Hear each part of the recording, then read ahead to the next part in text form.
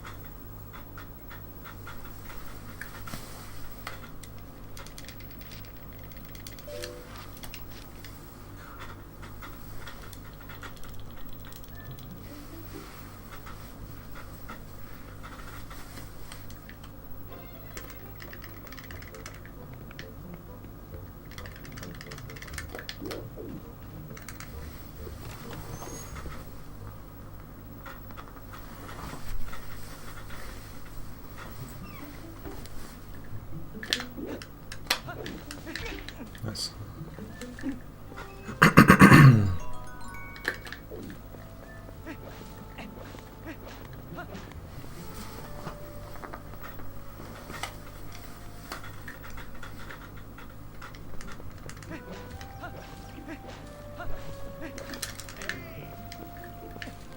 So I was actually pretty lucky with the rupees because I got a blue rupee on my way to the ranch, so I don't really need as many greens anymore.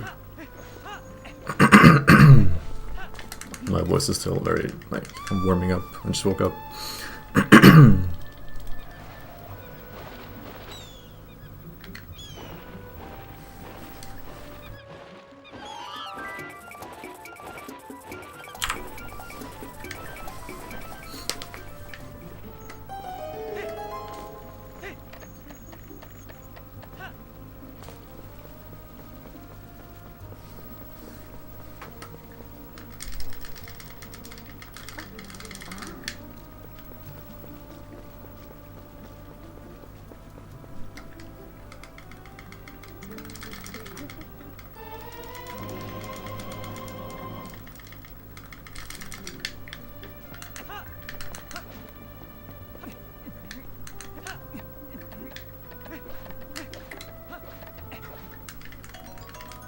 So normally you would get these 2 rupees and then you would get some in the grass. But I already have 30, so I don't need to roll through the grass, but I'll show you anyway. You roll through here to get 1 rupee, or 2 rupees, yeah. I was gonna say and roll to the next patch to the right to get more, but yeah, 2 rupees in those patches.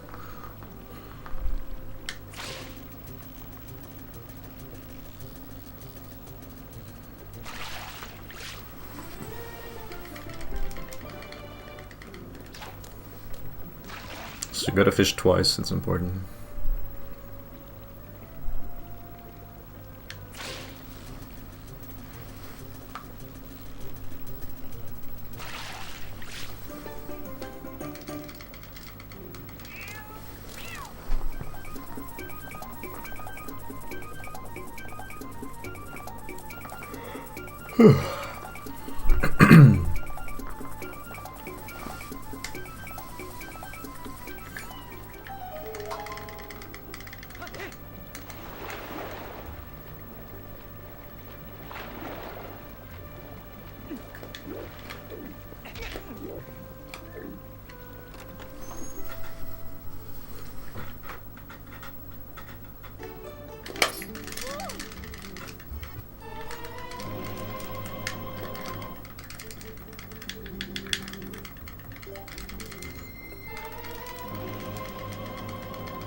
Now it's important to save the game.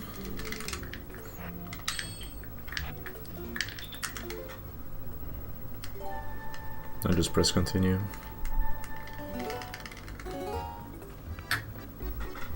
Okay, boom. Oh, I should turn that off. Nothing exciting about getting golds this time, because every single split is going to be gold.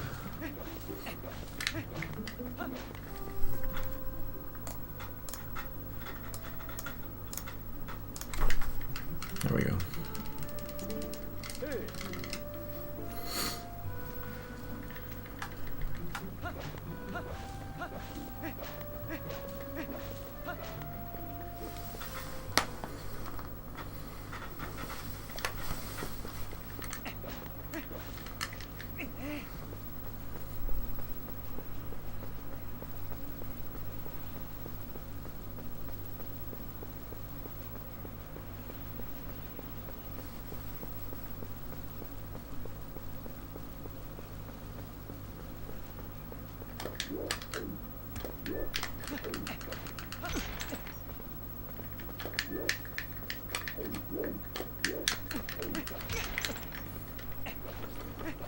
You don't actually have to pick up the rock and place it down again like you did the first time. You can just like move it closer to the gate by side walking into it.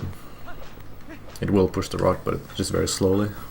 So it depends on how much you want to push the rock. If it's just barely, then it might be faster to just side walk into it.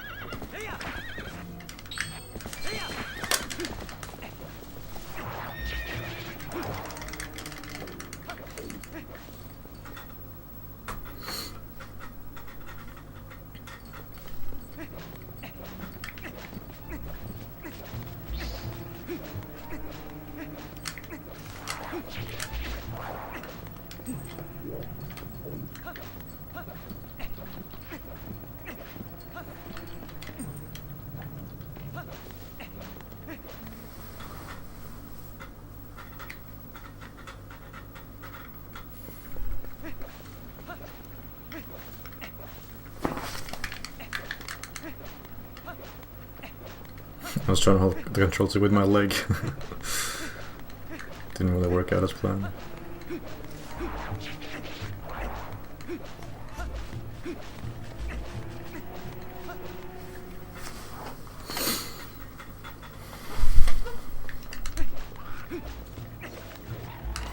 That's a good swing. He will either swing vertically or horizontally. And it's almost impossible to avoid the horizontal swing.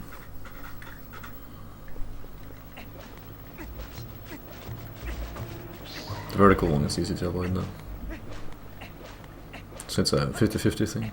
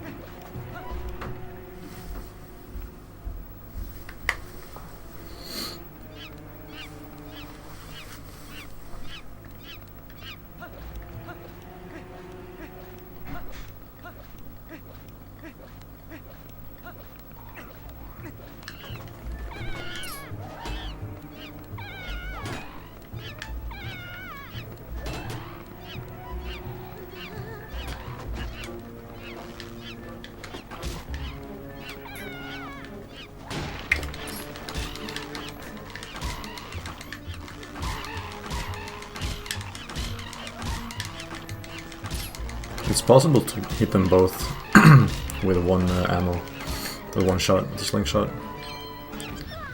but I'm not sure how to do it because I don't run 100%.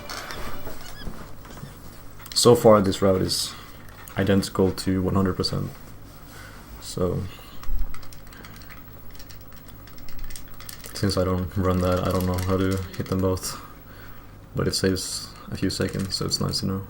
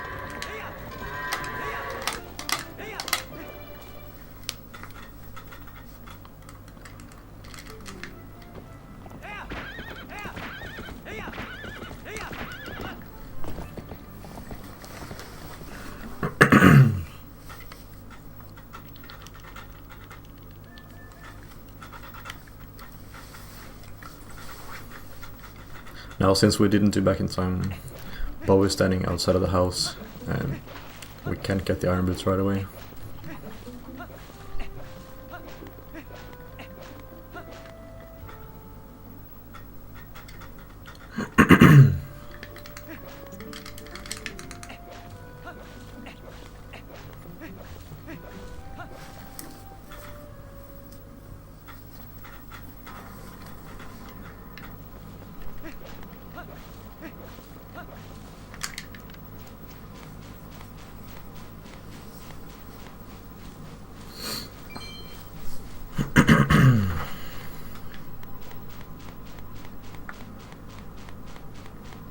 My throat will stop soon, don't worry. It's always like this in the morning.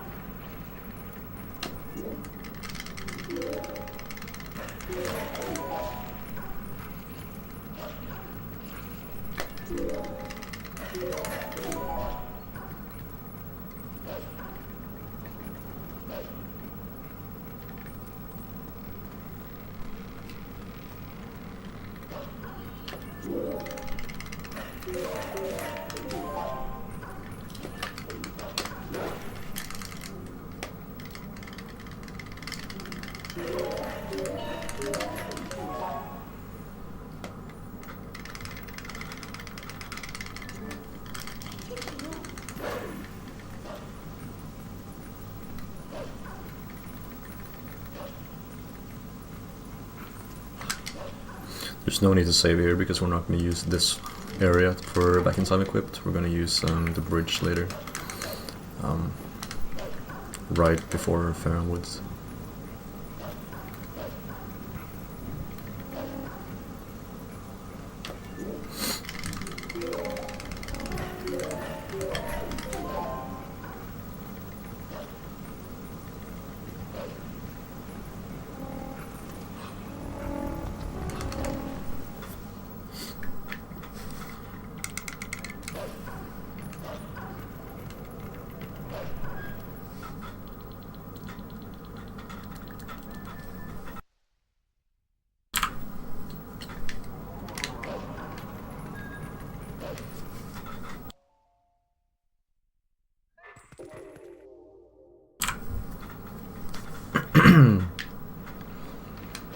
And this time there is no sword and shield skip, because Ordon is still in a state where you are able to get the sword and shield, because we did not do back in time. Or back in time save, to be precise. So we can just go back to the village and get the sword and shield. You could still you could still skip him. Like skip the sword and shield and use Hugo. But at that point, it's much better to do back in time save at the beginning, so you skip the first few days of Ordon.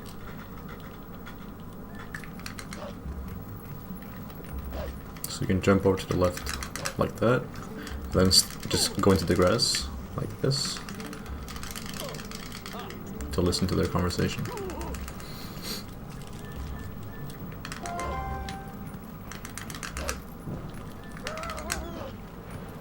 Oh, nice, I was too close. And then you can midnight jump here, or you can just do a precise angle. The cat tries to talk to you, so yeah, there you go. That's what you can do. Or you can just, you know, midnight jump. But it's faster to not do it if you get it first try. That cat will follow you all the time, and it will try to like get close to you so you can tell you something. And if since you're pressing A to dash, and A is also the talk button, then it's really easy to accidentally talk to the cat when you just want to dash.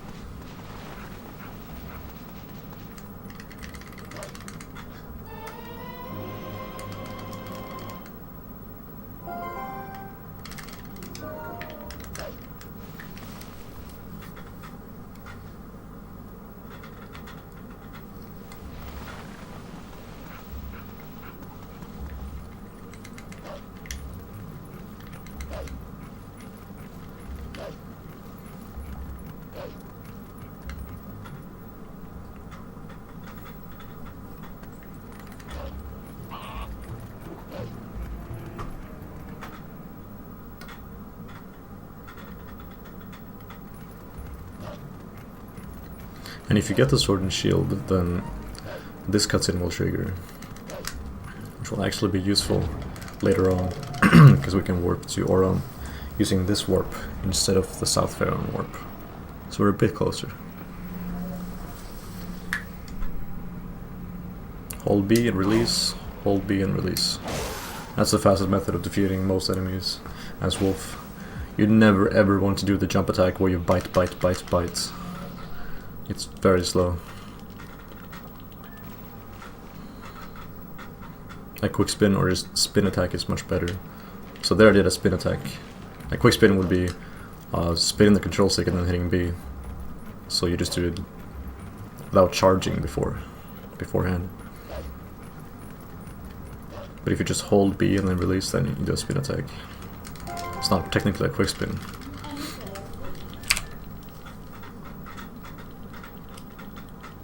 But it does the same thing, essentially. I'm gonna do it here as well. I mean, it's a few frames faster to do a quick spin than to hold down B and charge for half a second. But if you miss the, if you spin too fast or not circular enough, then you just do like a normal like B attack instead, and that's definitely slower. So you don't have to like push yourself to be like extremely quickly in all these like small situations where you would save a maximum of half a second, especially because there's text right before here. Just hold and release like that.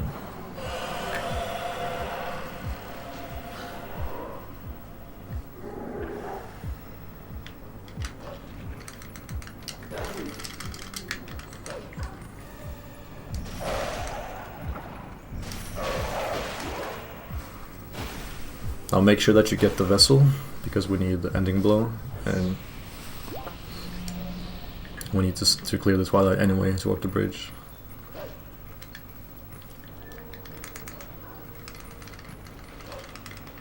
You can get ending blow from a different wolf, or like howling at a howling stone, and then the golden wolf will appear somewhere else. But it's better to get this one because we need to clear the Twilight anyway.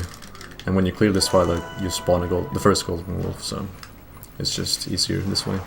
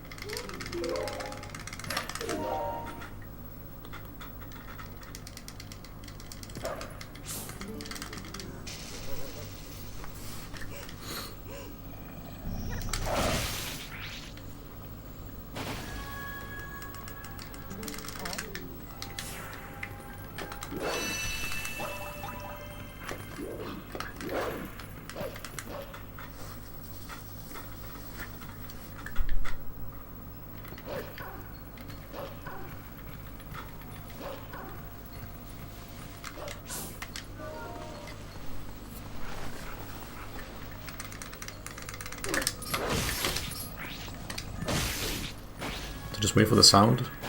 Okay. Make sure that the tears actually appear, like the bugs turn into tears before you enter the loading zone, or else you have to kill them again. So there are now 4 tears just waiting for us. We will get back there later, so there's no reason to pick them up on the first trip, because we're going to go through the same area once more. Same with these 2.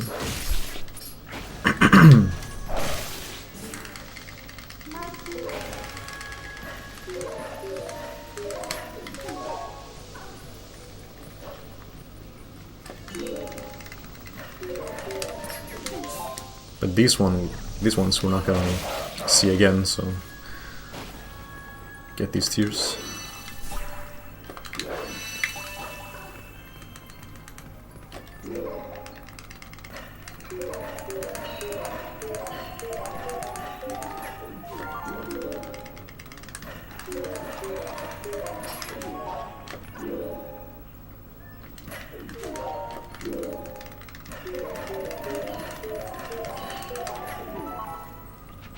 And these bugs are gonna dig down, so just leave them be.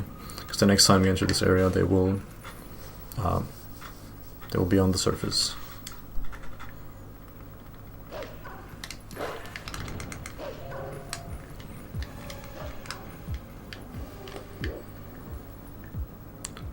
EMS. I released too late. I only want one of these guys to approach me. If you kill all of the shadow beasts, the run is over, so you can save in this area if you want to before you start attempting. Because once you kill all three, then there's no going back. I released too late again. Also, my angle was a bit weird.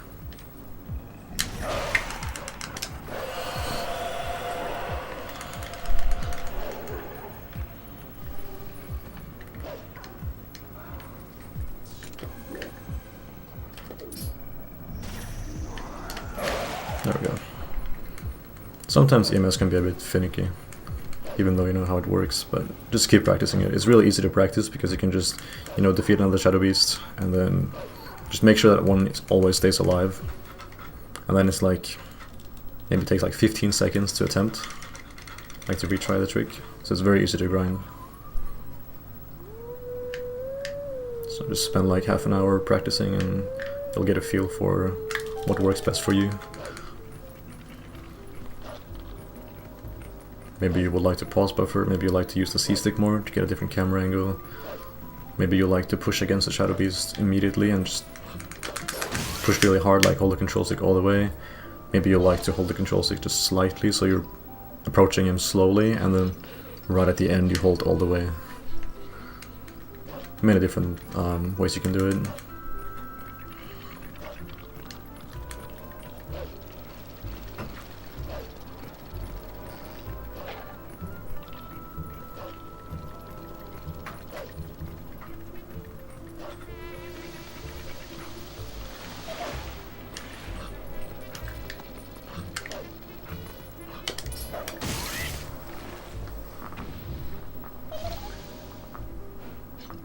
So I lost like almost a minute on EMS, but that's okay.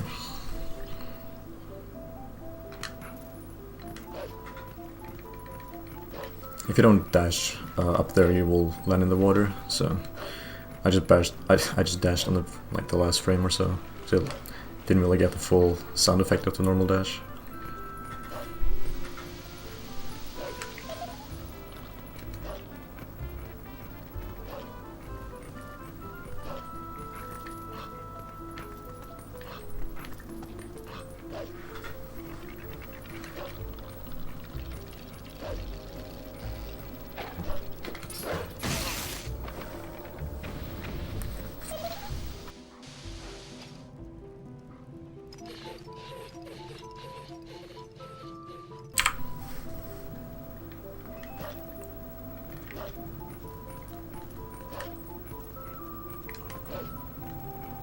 My fingers are still very cold. Hey, thanks for the good luck, Muffin. I'm doing pretty well, except cold hands. But you know, what can you do? I just woke up, so...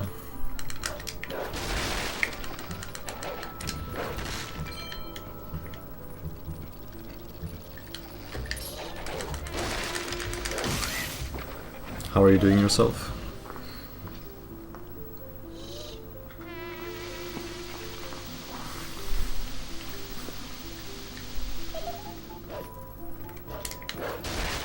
I just want to kill one of these enemies and then just leave the rest alone. I'm right that I did like a sidewalk to like avoid them all, but I was lucky to get the target on the Skull Kid, because I think I had like 4 enemies to target there, and it can be a bit tricky to target the right one. So I guess in that sense you can kill all the enemies, but you waste like a second. Just woke up too, okay.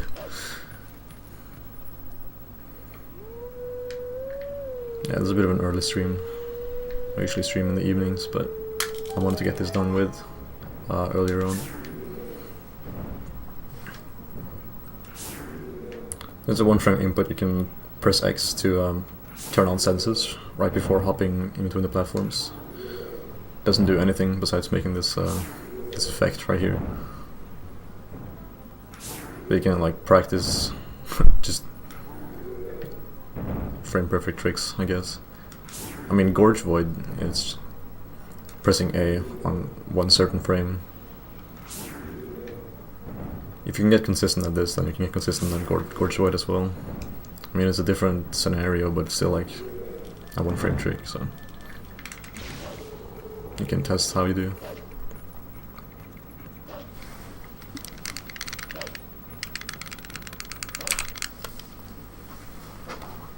Alright, so we are 10 minutes behind a good Master Sword time. If we were doing the world record route, the fastest route, with all the difficult tricks and whatnot, a good Master Sword time would be at 21 something. So like a 21:17 is a really good Master Sword time for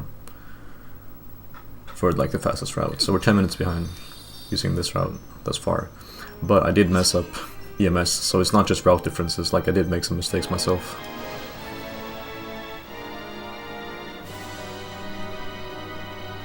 I think this could have been just barely sub 30 EMS if I just play a bit better. I think that would have been possible.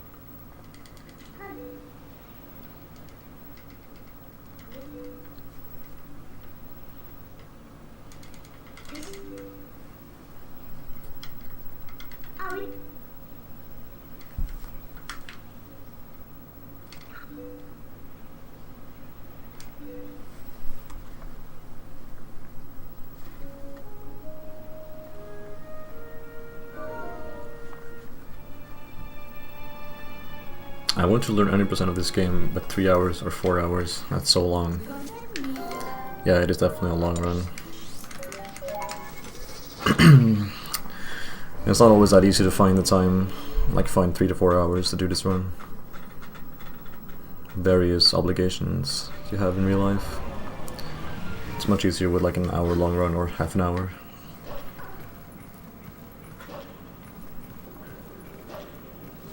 It was just unlucky for me, because this is my favorite game, so I wanted to speedrun this game as my first game.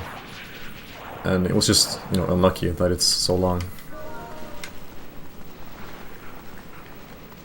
Like, I knew before I knew how long the run was, I knew that I wanted to run this game, so...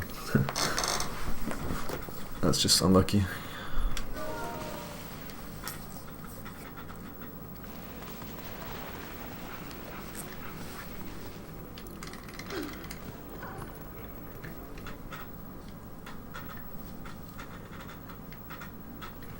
So now we're collecting all the tears that we left behind, and then we're gonna cross the mist using the lantern.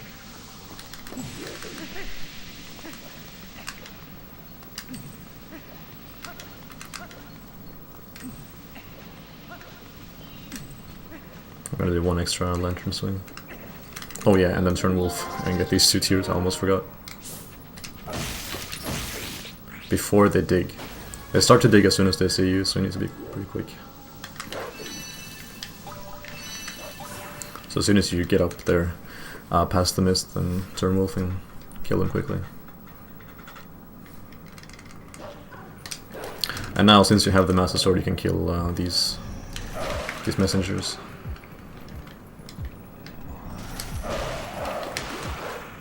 I think TP is the best seller for me. Same dude, same. I've just played this game so much casually that it's a lot of fun to speedrun, because this game is really movement heavy. But since I played it so much casually, I already had like at least good movement from just a casual perspective.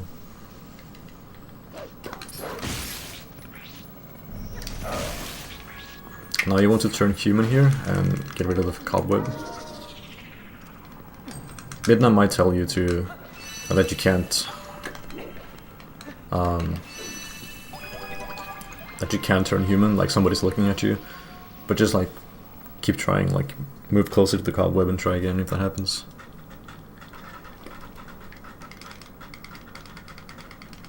You can get a backflip here to skip these text boxes right here. But it's a 1 frame trick. Oops, not options. No, no, no.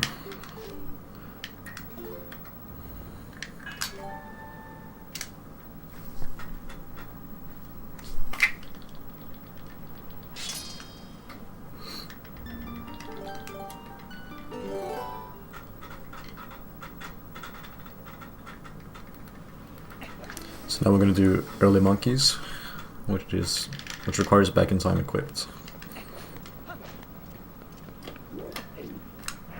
Ah. So this is why it's better to unplug your controller and replug, because then you're sure that you're holding the right D-pad direction. Like right there I was holding D-pad up and not right, even though I tried to hit right.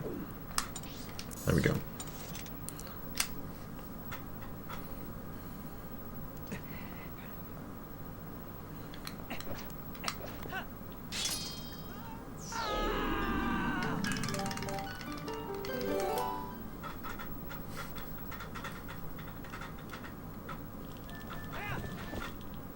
You could have done the trick right there, but I'm going to show this the slow way, just like the, because I think this is easier. So I'll show this one instead.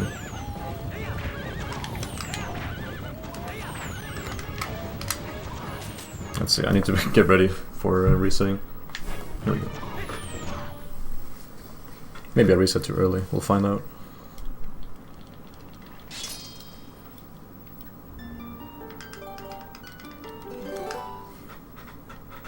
Master Sword RTA is a good category? Not really, but... Oh wait, I think I'm gonna warp. Oh yeah, I need to warp with... I don't have map warping yet.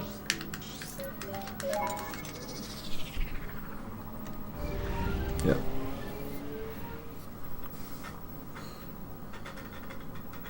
So you can open the map and warp with the map after you get map warping, and I will tell you later when you actually get map warping. It's a specific event that makes you be able to warp with the map. But as of right now, we only have warping through Midna, like talking to Midna. There's no like video tutorial for Master Sword RTA, but it's very like straightforward. You can use my any percent tutorial already on YouTube, and then just follow that. Except don't get the iron boots, because you don't need the iron boots for Master Sword RTA. You just sword and shield skip, do EMS, and that's it.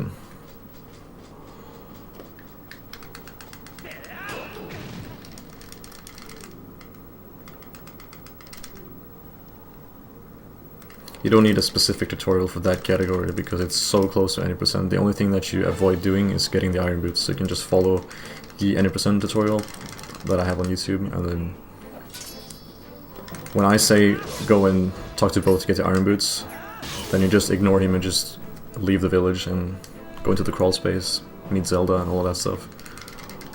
Then do sword and shield skip, enter Pharaon, don't get the vessel, which I also avoid, I think, in my tutorial. And then do the Master Sword jump, get the Master Sword, and that's it. That's the category. It's more of a race category, really.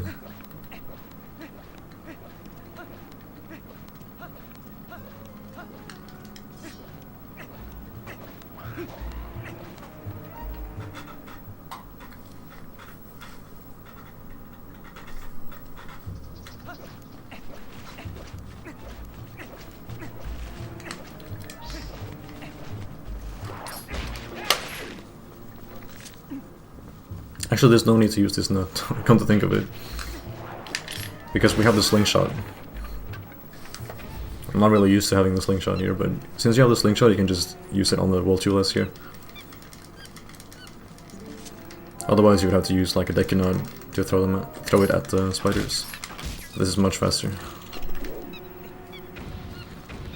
You can also turn Wolf Link and do a jump attack like sideways. Like, don't look directly at the vines, but like place yourself perpendicular to the vines, and then you can hit the spiders like that.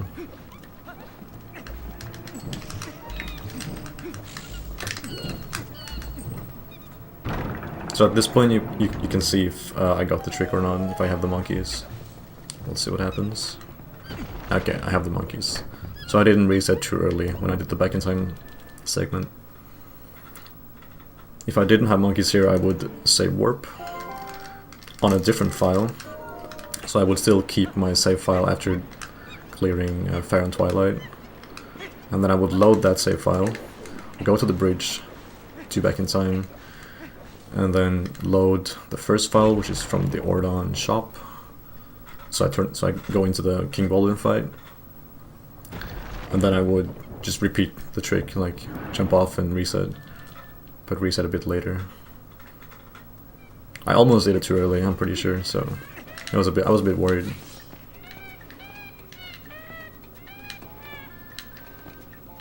Well, that's terrible RNG. And then after I got the trick, I would have then loaded my Forest Temple file, and I would have to do room 1 of Forest Temple again. And you know, light the torches. Maybe the torches would have been lit already, but reach the same room. And then the monkeys would have approached me.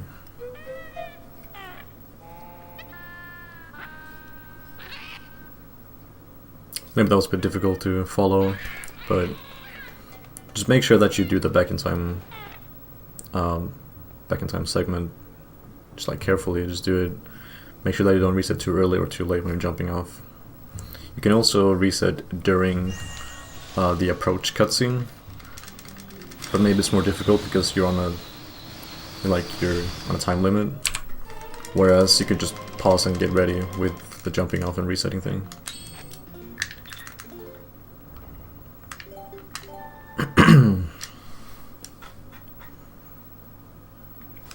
Yeah, so I could have saved warped on file 3, but it doesn't really matter. We're now finished with the back in time equipped stuff. We just wanted to use it to get early monkeys. We're not going to use it to get early Decatoad because we already have bombs, so it's just easier to go into the fight normally.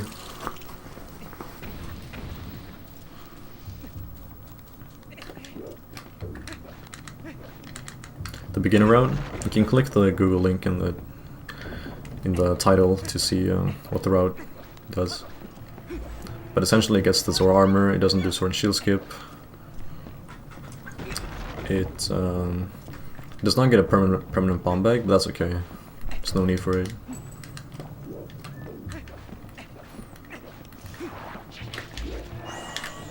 Nice. Well, that was very slow. Would have been faster to cross the bridge normally.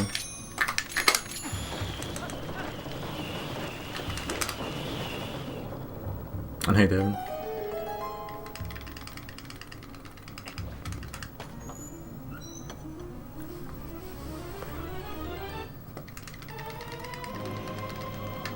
The biggest thing would be just the fact that this route gets Zora armor. But it also uses back in time equip for like early monkeys that I just did. So it's like an improved no saving quit, I would say. Not really sure what to call it.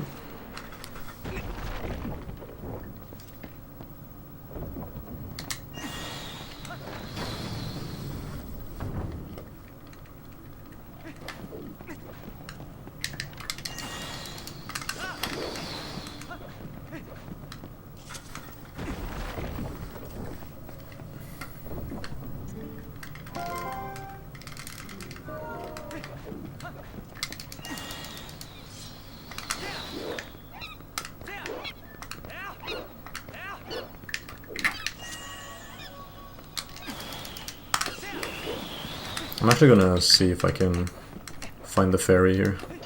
Yeah, there we go.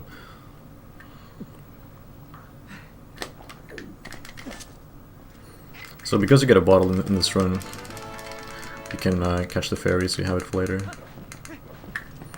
Yeah, I don't really know what to equip.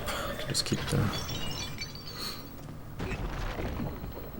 Yeah, I decided to use a Google document instead of a paste bin, so I could like much easier highlight important things and provide some links, like hyperlinks.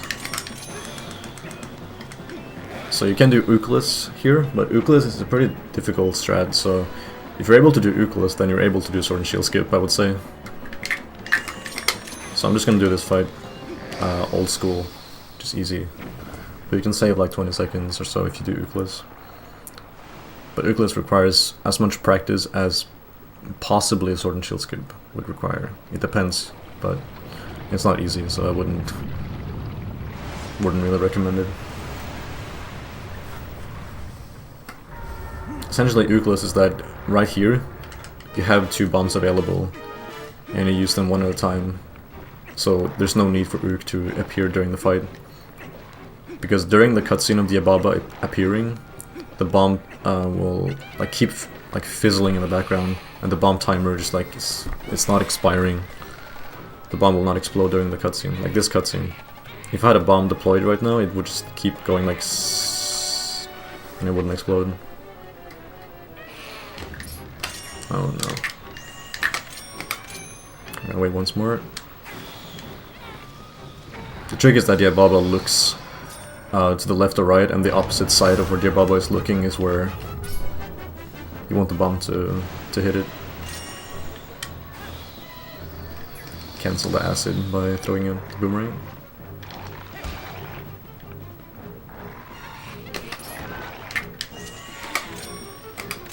I was a bit late, I could have done it sooner, but... So right there he was looking to the right, and then the bomb hit him from the left. That's kind of how this fight works.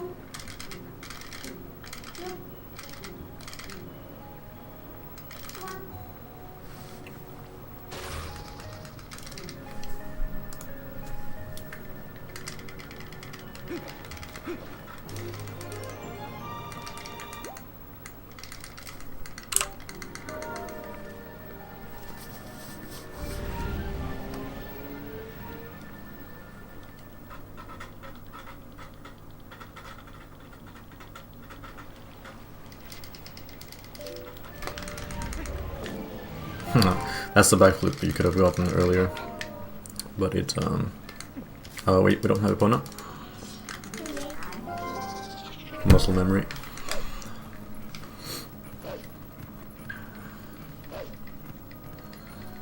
Yeah, you could have gotten that backflip right after clearing Fire and Twilight to skip the text boxes that Midnight gave you then. There's no force escape because we have defeated Force Temple. Like, we have cleared Force Temples, so we can just dash right out. Midnight won't stop us and tell us to go back and clear the temple.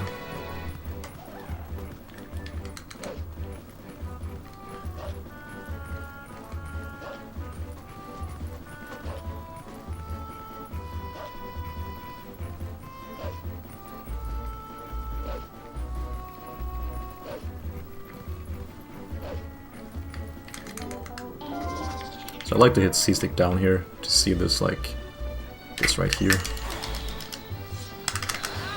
Yeah, my angle was slightly too far left. When I threw the boomerang, it was way too far left. I mean, I said slightly, then I said way too far, but yeah. It was, I mean, it was just like a little bit too far left, but you could see that when I landed, I wasn't directly next to the mountain here. You can see there's a little bit of space in between me and the mountain. If I aimed slightly more right, I mean, I would have preferred to aim much more right, but if I aimed more right, then I would have landed further right and avoided the trigger. But the Bokoblin was like right next to me. And sometimes that bokoblin can approach you really quickly, so you need to do the skip very fast. Other times he will leave you alone. So yeah, that's RNG, I would say. Like sometimes he will appear, sometimes he won't, it just depends. I don't really think it's anything movement specific. I mean, enemies in this game react to your movement, but it just happens like pretty much 50-50, so I would just say it's RNG, even though it might technically be because of how you were positioned.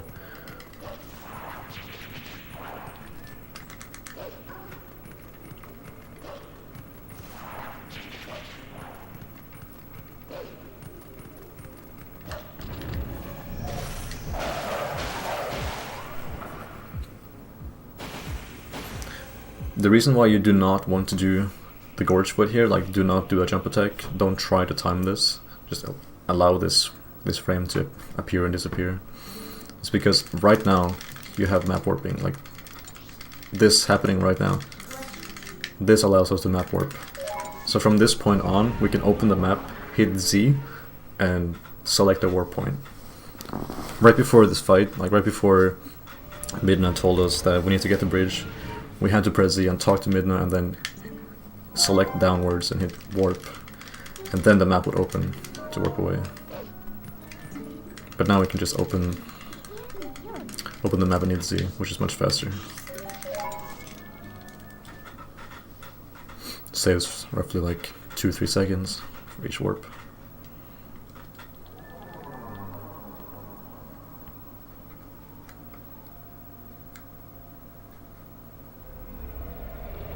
And it's important to have map warping, because if you don't have map warping, you can't warp the cannon from under Kakariko to Lake Hylia. If you hold target here and mash A, then do a jump attack, there's a 1 frame window. Like that.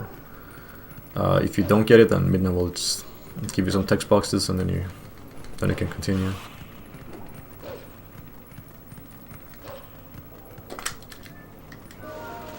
And since we did not do back in time, there's no King Bulblin trigger to worry about, so we can just dash straight through.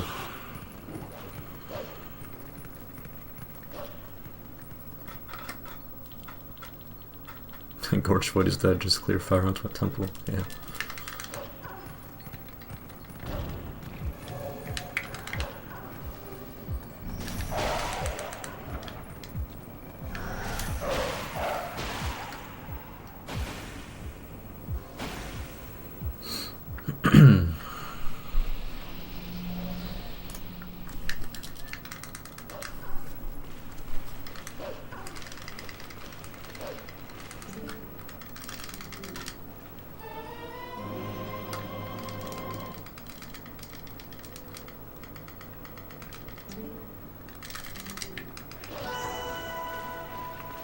And since we have the Master Sword, we can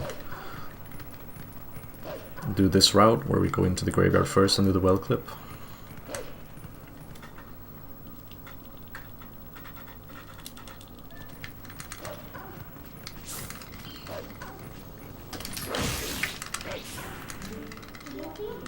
Otherwise, you'd have to do the casual approach.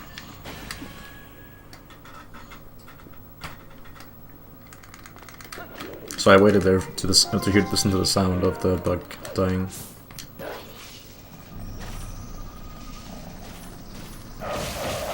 So if you approach the bugs here very carefully like this, then they will not flee, they will stand still. And that was pretty much perfect. Remember to skip this cutscene right away and then dash. Otherwise you will slide on that hill.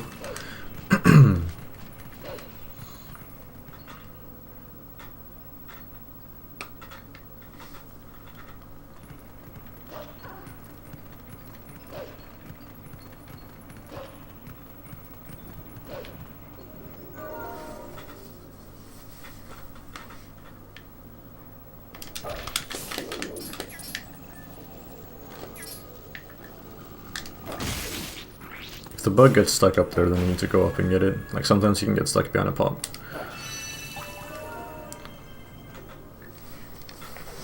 But if you're lucky enough, then you'll fall down very quickly. Nice. Sometimes I do this like weird side up here. I'm not really sure why. It feels like a controller issue, but it's just probably just me not being firm enough with the inputs. Sometimes I like to replug my controller during the run if I feel like it's being wonky, but most of the time it's probably just me being a bit off with my inputs. So I bonked the counter downstairs on purpose so that this bug is off the wall and I can jump attack it immediately.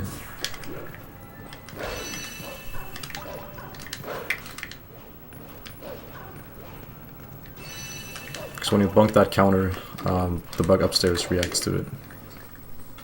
And it startles it, so it goes off the wall. And since you're like jump attacking into a cutscene anyway, you need to skip that, so you don't lose any time doing it either.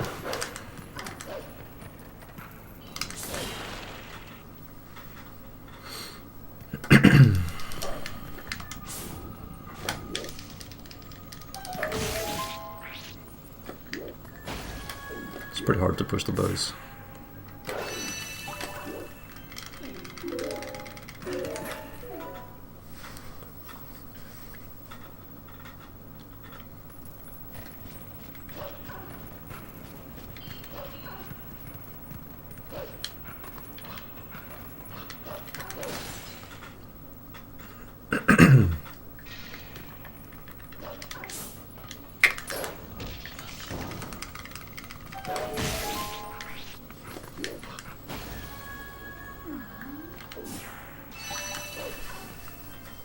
So this trick might be a little bit difficult. If you don't get it, it's fine, but it does save a nice amount of time. So I think it's worth practicing it. The most important thing I would say, just be careful to be on this step and not go further up. Aim at this spot. I like to move around to the side like this. And then as soon as I get close to the sign here, I just stop and I release the charge once it connects.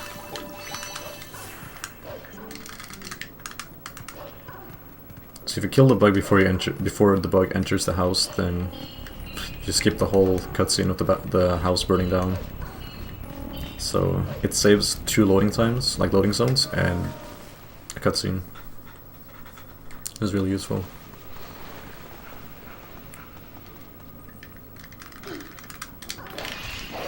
Oh, what's up the rupee? Oh my god, I got this one too. Sometimes I let this bug hit me on purpose, because then it feels like it will stop like being invulnerable. It's like, okay, fine, you can hit me, just stop being invulnerable, that kind of thing.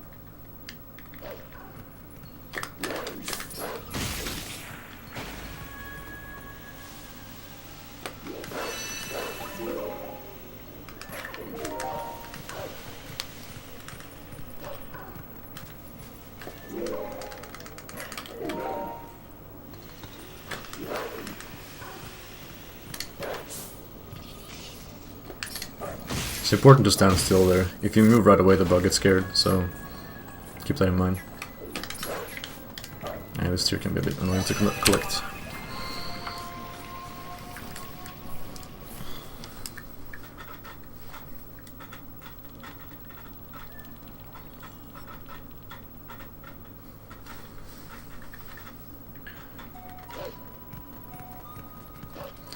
So right now, just dash up to Death Mountain, and we want to activate like a trigger.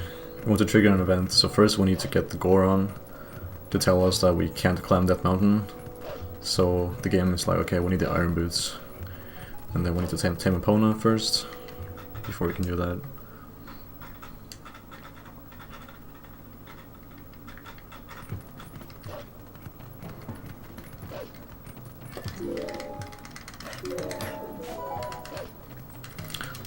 So instead of getting hit here, you can just warp away. So open the map and warp to Kakariko. You only need the Goron to start rolling to trigger the event, like the first part of it. And you can tame Epona as Wolf, and you get a funny cutscene and everything. Epona is right there in the background if you noticed. But I would not recommend it, because if you mess up, like I dash on that turn human, the cutscene triggers very soon, right there. I don't recommend doing this as Wolf, because if you mess it up, you will void out, and it's a bit tricky to activate this cutscene again, because Midnight will tell you like, oh no, go back, don't go here, go this way, and it's kind of tricky. I can't remember exactly the solution, but I think you need to like leave the village, and then like re-enter from that side to the right there, and get on Epona and then dash towards here. So it's messy. It's really messy.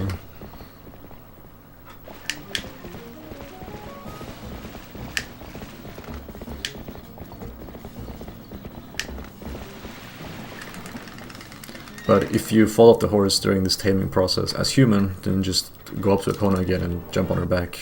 There's no voiding.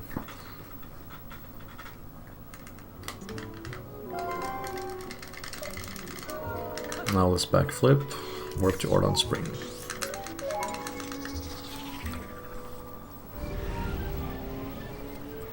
So now that you have Epona tamed, you can now get the Iron Boots, and you need those. You need the boots for Lakebed.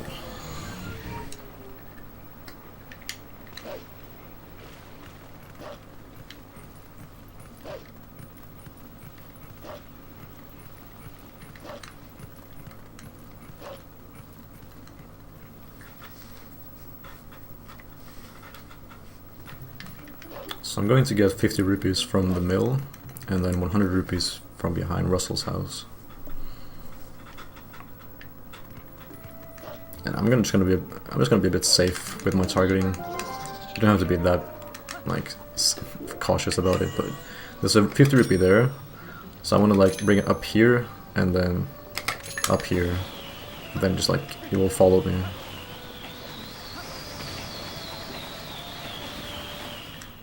Sometimes Rupee can get stuck behind the mill, so that's why I do those targets, to make sure that I bring it around the way I want it to go. If you time your back hop, technically, if you time it correctly, then you can avoid the Rupee text there, like collect the Rupee while you're airborne. Same with the 50 one as well, but I don't know, you have to just side up. Kind of weird timing. No big deal. We need 300 rupees to repair the sky cannon later on, to enter City in the Sky, so that 50 and that 100 is really useful, and it's in Ordon Village, just chilling, so it's not out of the way at all. So first tell him yes, that you want to wrestle, and then right here tell him no, that you don't need the instructions.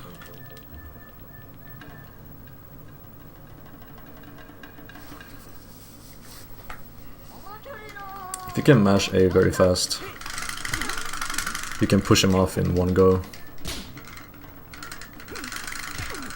But only if you slap him first.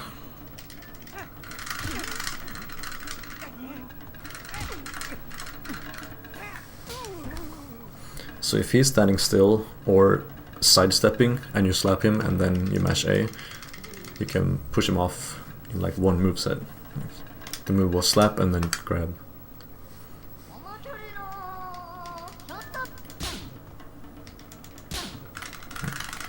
This is just rock, paper, scissors.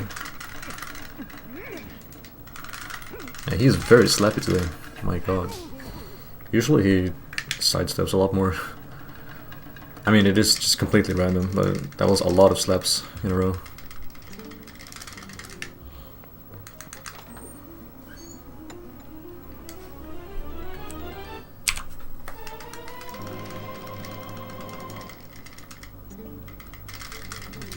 So now we have the iron boots. Now we can warp to, let's see, warp to South Pharaon, because we're going to do linear gate clip. I'm going to enter linear Twilight from the wrong side.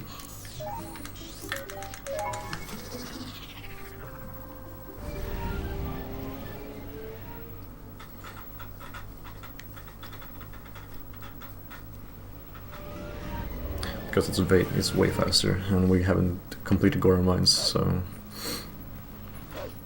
I mean, I guess you don't need to, but... We have the Master Sword. We can do this however we want to. Calling upon is slightly faster than just dashing as Wolf.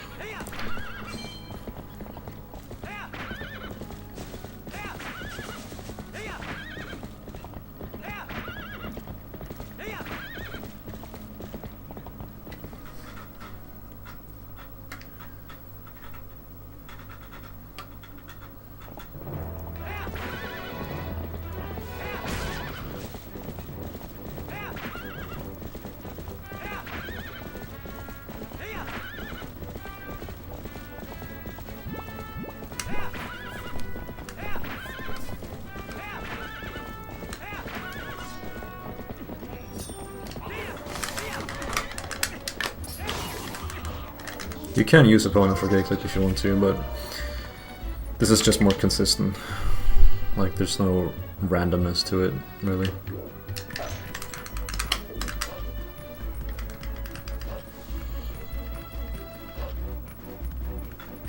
And now we just want to stay Wolf here.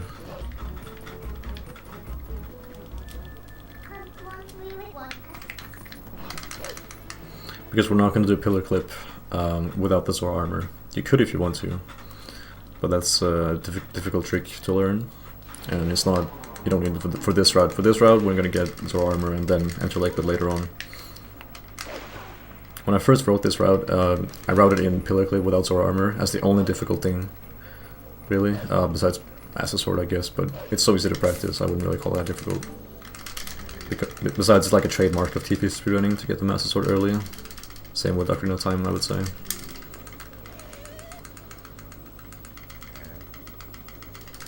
So I will show you just the quick method for this guy. I'm not going to drown the rider because it's a bit risky and it's a bit difficult, so I'm just going to relax. If you turn human and like lure him into the water so that the rider drowns, the fight is over much quicker. So I like to jump attack past him on purpose, and then from behind, and then wait a little bit and jump attack again. Oh, slightly not low enough.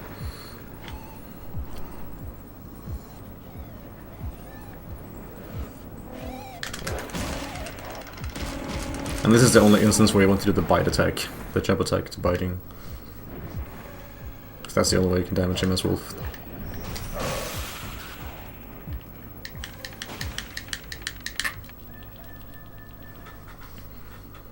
If you try to drown the rider as human and he grabs you, the game will crash.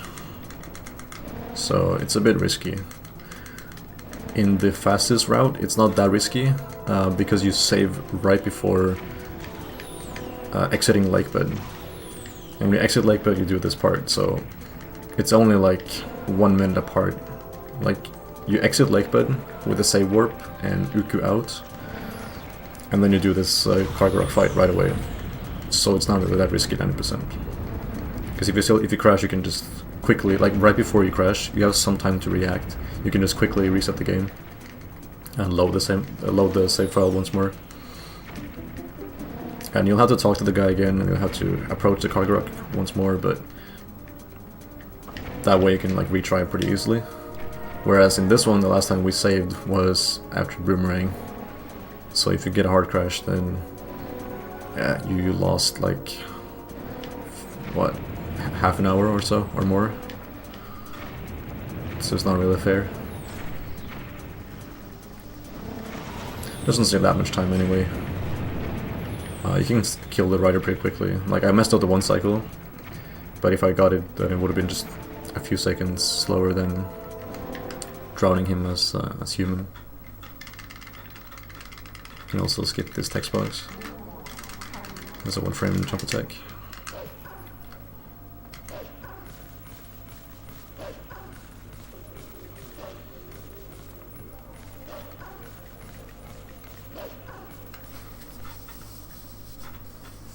So this is going to be very similar to any percent. We want to reach the domain, work the rock, get the vessel, complete the vessel, and yeah, there's nothing else to it. This is just, it's also very casual. There's no big glitches. You can skip cutscene, like Queen Rutella talking to you, but that's about it. And that doesn't save much time at all.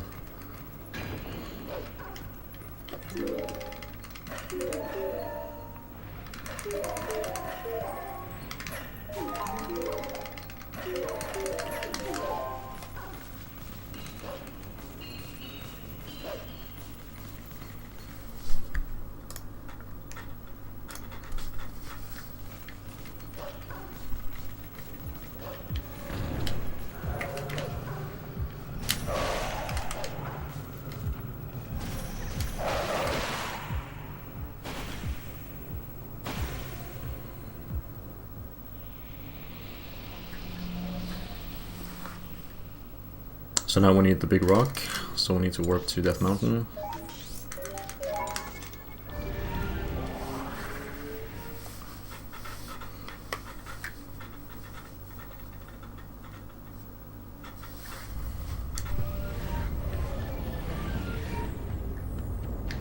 So dash over here.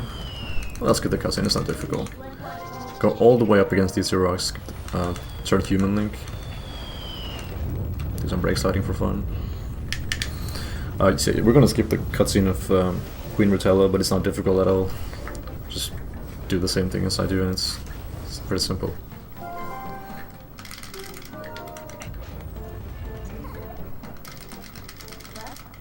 So let's warp this rock back to Sora's domain. Skip this cutscene, and then another cutscene, and then hold target and hold control stick right, and mash A. You can skip that middle text right there.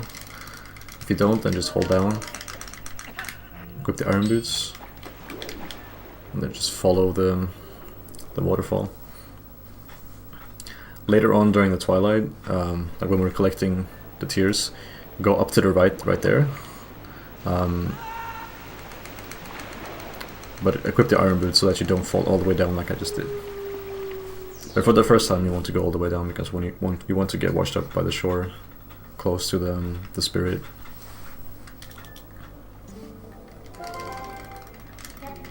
So now turn Wolf Link again.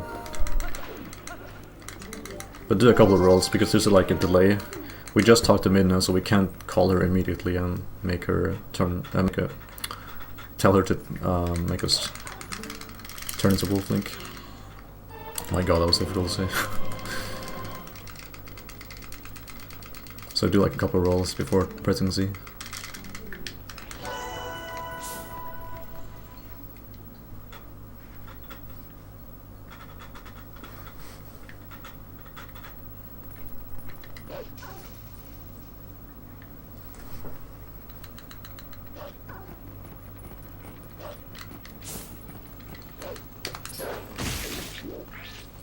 You want to jump attack that bug really early, otherwise you will flee and be really annoying to catch.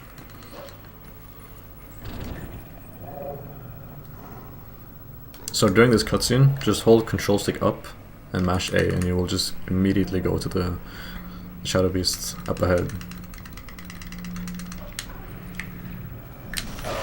And then get close to this guy, but not too close, so you can lure him closer.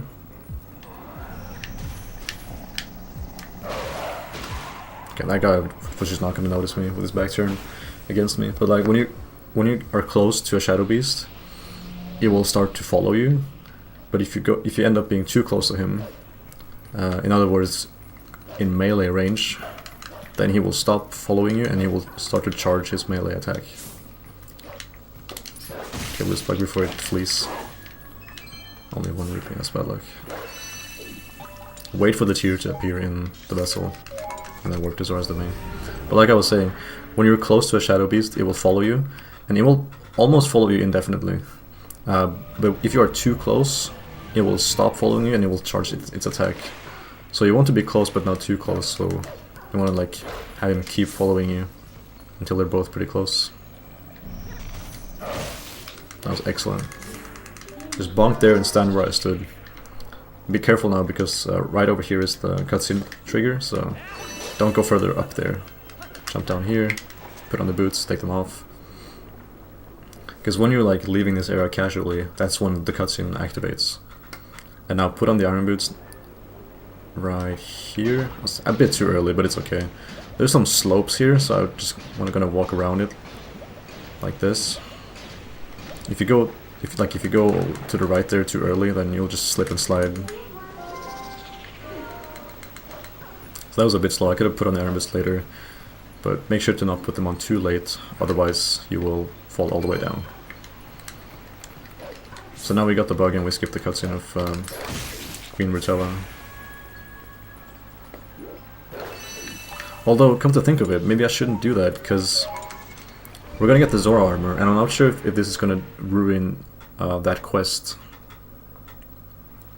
I'm just gonna make sure that I don't mess anything up here, so let's actually get this cutscene on purpose. Because here's the Zora is telling me that we need to like savor people, get the Zora armor, that kind of thing. I'm not sure this is directly tied to getting the Zora armor. I'll check that and I'll add it to the route and like if there's anything important. But yeah, this cutscene is not that long, so it doesn't really save that much time to skip it.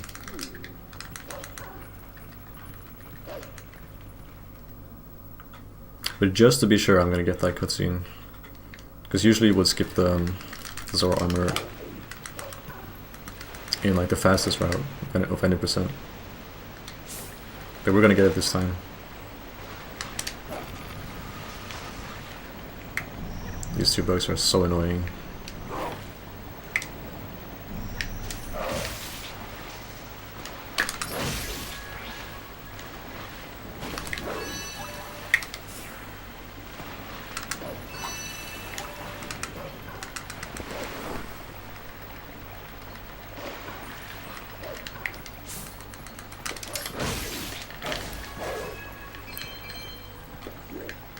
But just to clarify, this this run that I'm doing right now, this is not the tutorial for the route. The tutorial, as of right now, is still in the making. This is just like a run-through. So there will be a video tutorial more explaining things more in depth than just me going through this run. Like I'm trying to actually get a good run here using this route, so I'm not gonna like stop and talk about things. I'm just kind of providing some additional commentary on along the way.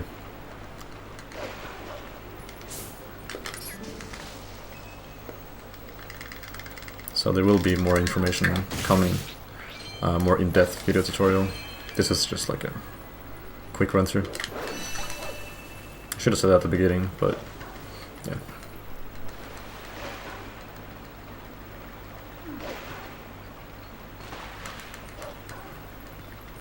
If you're watching this video from the document, like you clicked on the link to get here, then there will be another link at some point that will be like a proper video tutorial, but it might take some time.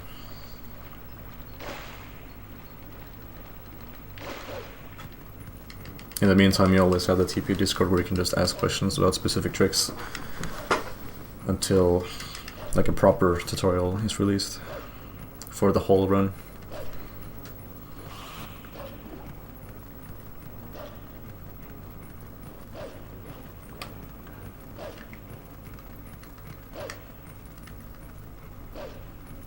But yeah, that's why I need to be cautious about certain tricks. Like, if you're gonna change this route around, you can do that, but you need to make sure that you don't miss anything important, like avoiding taming Epona, which means no iron boots, which means no more fuel. So you're stuck. And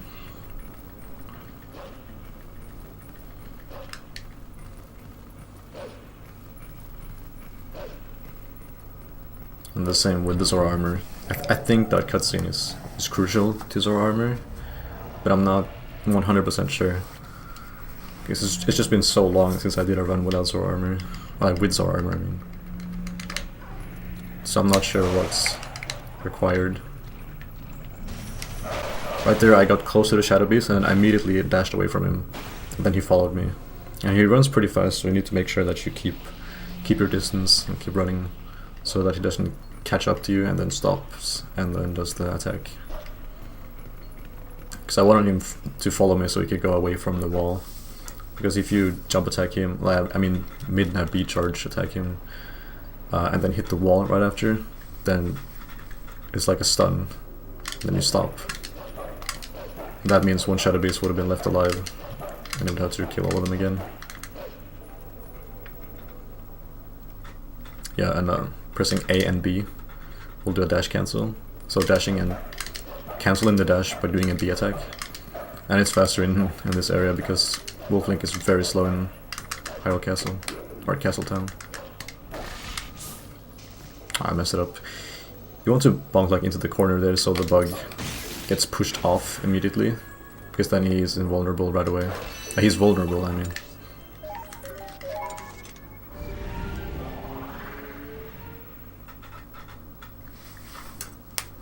But if you don't push him off, like what happened to me, he just stays up there for a while.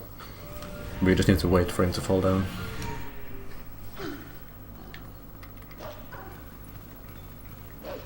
So that saves like 3 seconds or so. So always try to like get into the corner properly with the B attack. Come on.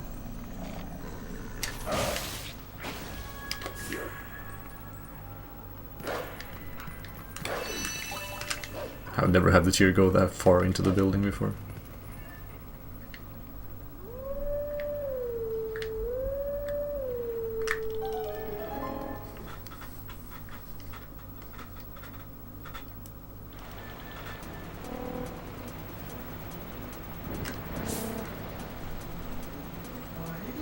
So here you can easily attack the bugs by targeting and hitting A.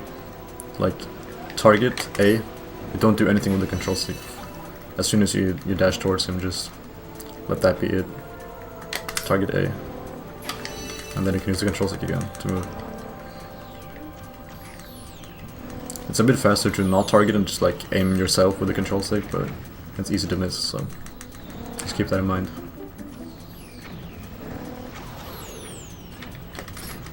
And after collecting this one right in front of us, we want to bonk on purpose and say no to Midna, so we don't try again, because then we end up in a really good spot.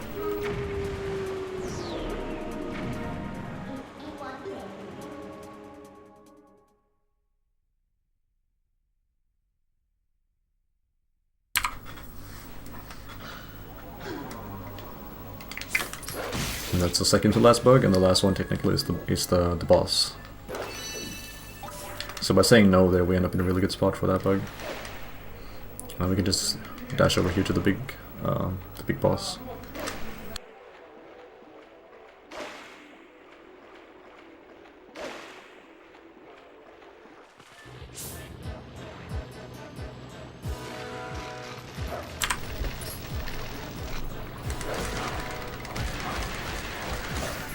You can save a few seconds on this fight if you interrupt its attack, because right at the end of its attack it's actually vulnerable and it doesn't do damage to you, so if you time it right you can do like a couple of jump attacks. Like that. But it's a pretty tight timing, Like, it's not frame perfect, but sometimes I feel like it's just a two frame window trick. I guess it depends on like how early you do the first jump attack, but you want to wait quite a while actually before you do the second one.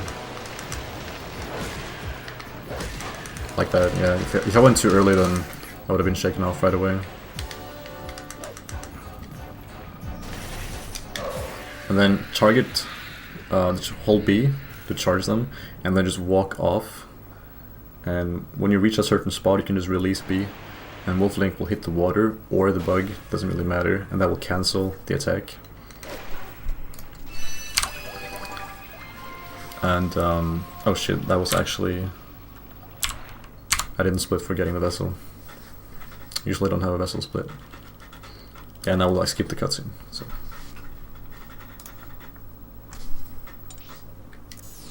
So let's work this as the main. This is coming up the part where it's important to pay attention to what you're doing. Like, it's not that straightforward anymore. We're gonna do some interesting stuff.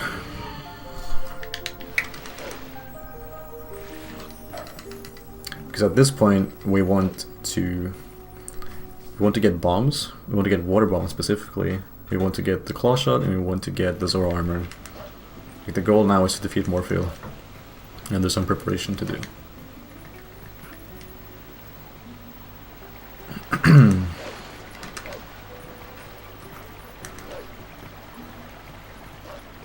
Oh, I think, yeah, first we're actually going to do map glitch. I didn't read the route carefully enough.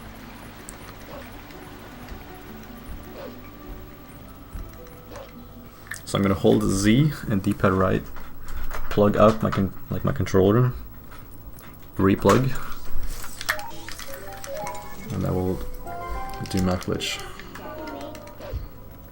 Like, as soon as the controller has been registered again, Z and D-pad right will be input at the same time, which is what we need for map glitch.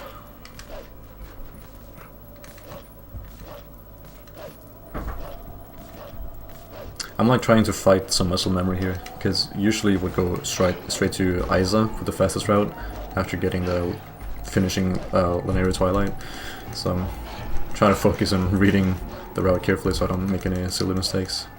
I already went past the cave and then went back and like, oh yeah, I need to go here. So, a bit sloppy, but whatever. This is still just like a showcase of the run. But I have wasted a few minutes already for like a really good time with this route. Ooh, almost fell down.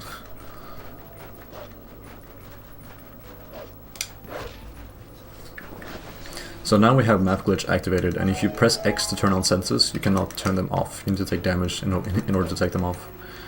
But we have this statue over here which will disable map glitch, essentially.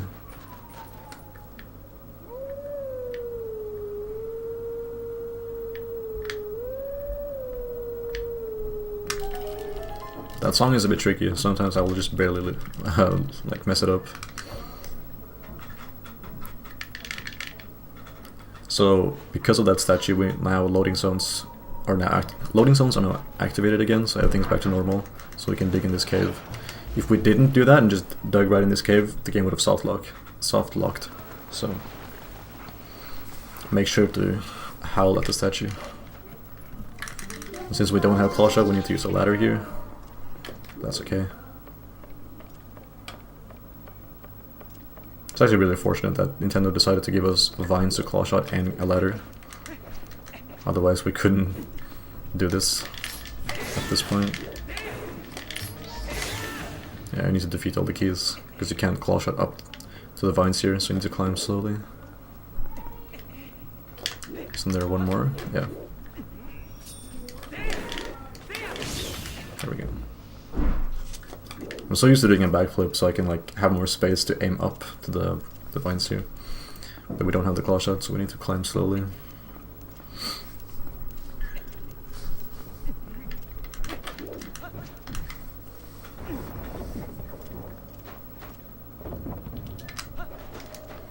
So you can skip this fight by doing a long jump attack with the boomerang off to the right here, kind of next to the path going up. So if you void out like far ahead of where we are, then we can spawn right at the Yeti and just like do snowboarding immediately without getting this warp. But by defeating this shadow beast, we actually clear the blizzard, so everything is much clearer now. We can actually see the mountains much easier. So I do not recommend at all to do the blind snowboarding, as it's called. So defeat the messengers and talk to this guy. Say no. It's important, otherwise he's gonna say, ha, you meant to say no.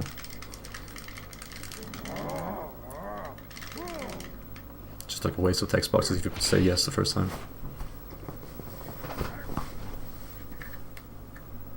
I think if you say yes, then you need to say yes on the second prompt and not no. Otherwise it's just gonna keep repeating itself, kind of like the owl in Ocarina of Time.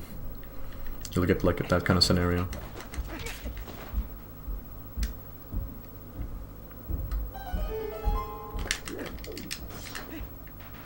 So now you can see very clearly where we're going.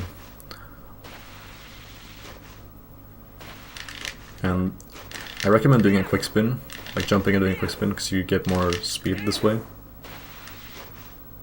Like you maintain your speed. You might get slowed down when you're on the ground.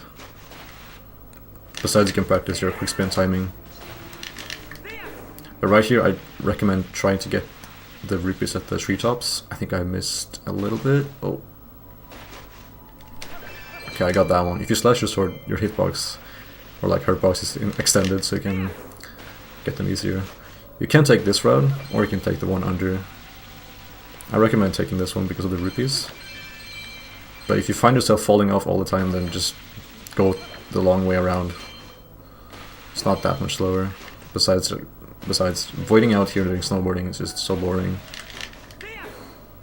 So if you're struggling with this shortcut, then just take the long way around. You don't have to cross the gap right there. But then you might need more rupees. And you can get 200 rupees in Snow Peak, but it's not required. Oh, I think I accidentally edited the document.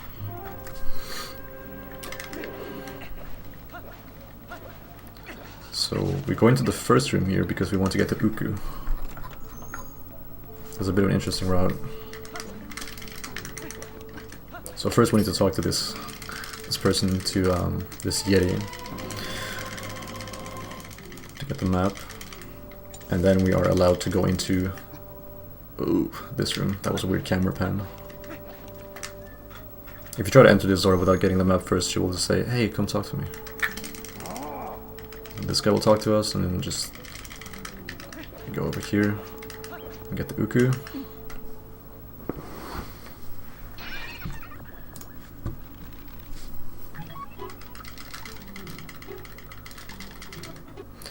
And now equip the Uku and use the Uku to get out of the dungeon. You never want to leave this dungeon without using this Uku, otherwise you will lose like the teleport, essentially. You'll have to re-enter the dungeon to get Uku back, so don't leave using the doors, leave using this item. Now let's see, warp to Zora's domain. We're back here.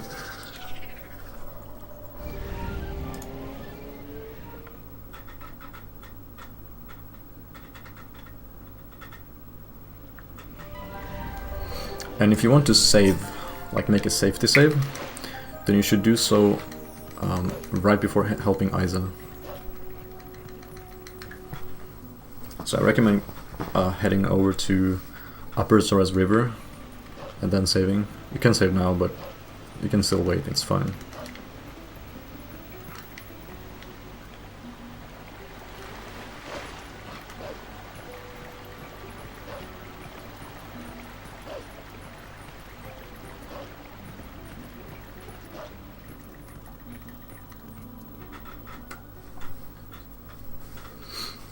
So right now we're in Upper Zora's River, so if you want to save, you can do so now. Whatever, I'll do it. Doesn't matter which file, we're finished with the previous files. It's just, if you save on file 3, then you don't have to say yes to overwriting a save file. Oh my god. You can only transform into human behind this sign. I mean, I guess there's a couple other places, but it's very easy to go behind the sign there.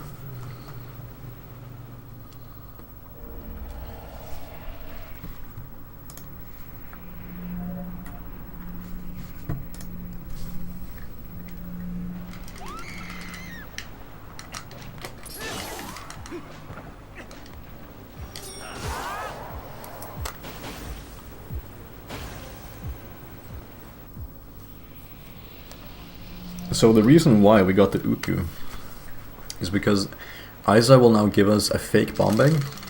I mean, fake as in it's a lent bomb bag. We can get this bomb bag if we do her minigame. But we're not going to do that, so we're going to help her. Now we have bombs. And then in order to steal the bombs, we need to use the Uku to get out.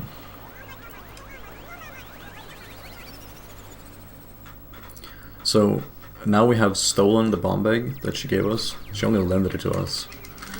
And now we use the Uku again, because we want to leave this dungeon. But we don't want to use the big doors, because then we lose this teleport method. This warp method.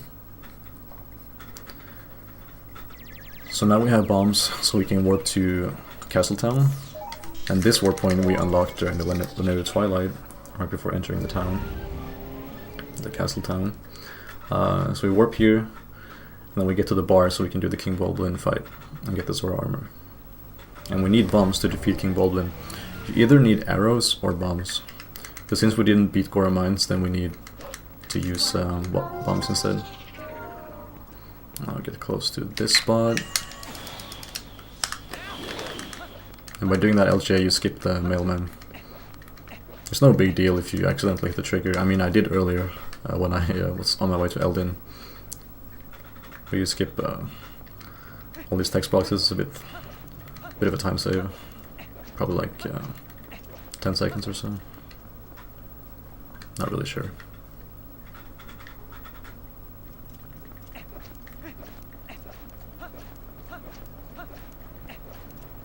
But it's important to not save the game, or die for that matter, during this segment. Because if you save the game, even if you just hit save and then I go out of the menus and actually regret it, like, okay, no, I'm not actually gonna save, I'm not actually gonna save, and then you just go back to the game, the bomb bag will still be corrupted. We also want to empty some bombs,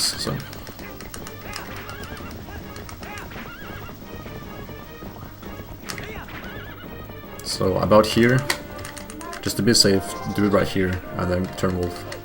The cutscene doesn't trigger until around this point, but what I'm about to do is kind of precise in a way, but just make sure to do it carefully. Like, just follow exactly what I'm doing. You can see King Bulblin in the distance there. And as soon as you see him over here, you dash over here. If you can't turn into human, then don't worry about it, just try again. That's one hit, 2 hits, and then aim a bit further up this time. The music stopped, we can get on Epona, and the fight is over. Make sure that you get the final hit. Like, the final hit sounds a bit different than hit number 1 and 2. So just make sure that you actually hear King Bulblin make a sound, and most importantly that the boss music or whatever stops. Everything gets quiet.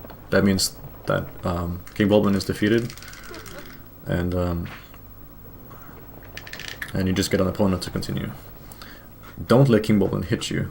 So I held target and sidewalk to the left to avoid getting hit. If you get hit, then you just soft lock, so be careful. Just listen to when he makes a noise and then go out of the way. Yeah, but we have so much money right now. Like, look at this. I can get the money right here, which is 20 rupees. Now I just need 20 rupees more, so I can fix the sky cannon. And we haven't even done anything in Snow Peak, really. There's still 200 rupees to collect in Snow Peak, but I don't need them because I have way too much. You can do like an opponent slide, the frame perfect trick to slide off the horse, like keeping your speed. Oh my god, that's unfortunate.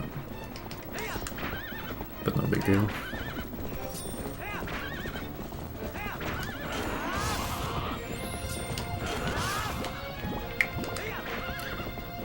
It's important to throw the boomerang at the card rocks.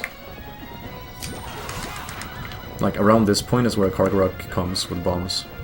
And make sure to throw the boomerang at him. Target and throw it. Because if that bomb hits the card, then like the card will do like a different route or whatever. And you can actually go ahead and just ignore the card now, but we're gonna be a bit more safe. Because when you don't... like, if this card catches fire, like, starts to burn, then you have a timer. Here's another card rock. Okay, now we're safe. I mean, there's still this guy, but...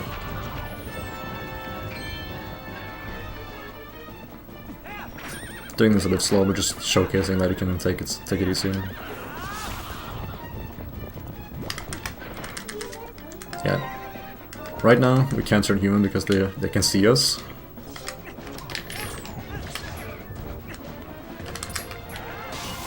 Again, I'm just being way too careful here, but... If you transform behind the card, they can't see you. Let's see, let's try here.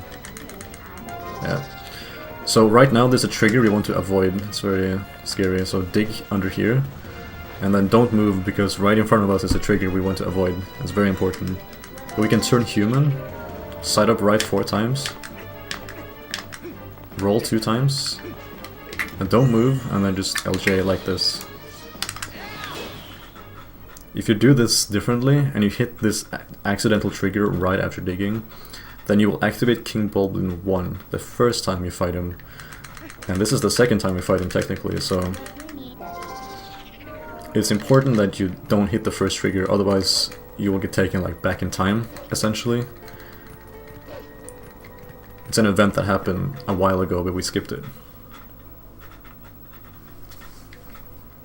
So it's really important to do those 4 side hops and then do 2 rolls and LGA over the trigger.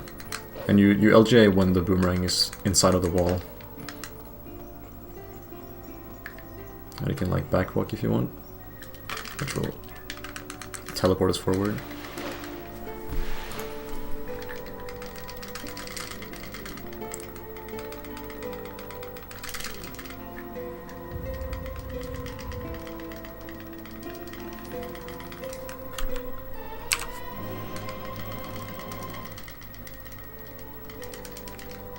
So I'm not sure if, like this is Queen Vitrella that we talked earlier. I'm not sure if it's important to hit that trigger in Zara's domain.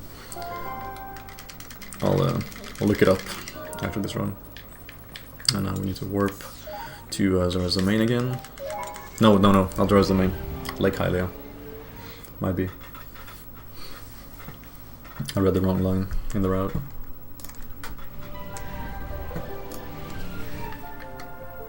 Oh, that's annoying.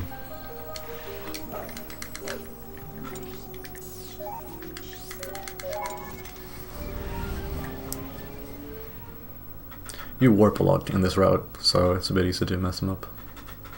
To have them mixed. Okay, so now we have the Zora armor, so we can go into Lake Temple.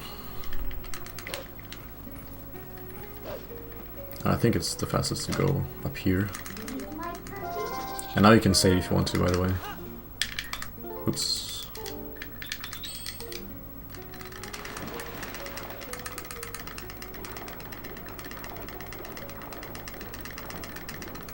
But since you still have... Actually, no, don't save. Don't save still. Because we need water bombs in this fake bomb bag.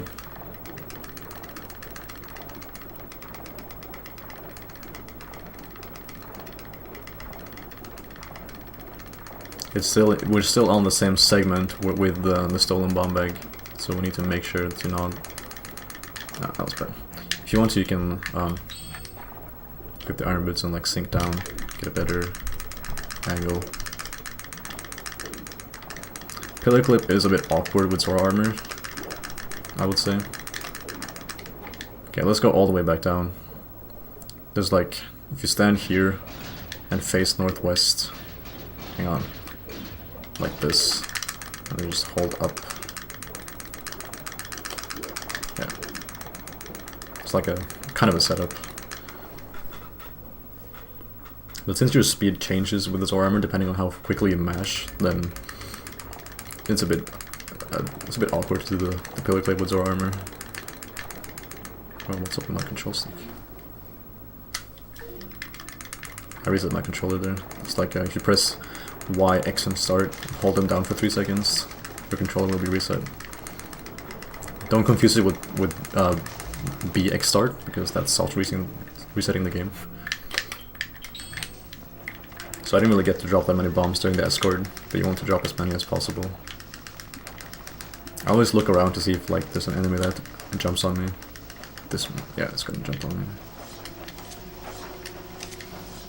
Now the bomb bag is completely empty, which is really important. Otherwise you would get a normal bomb refill right here.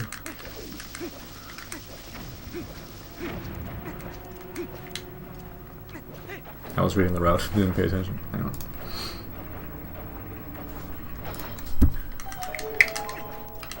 Okay, so it's important that you don't save and you don't die. Because this is a fake bomb bag, so if you reload the save file or game over, then you will lose the bag, but you will still lose the chest with the water bombs because there's only one chest in that room and you took the bombs there, so. Yeah, targeting here is bad.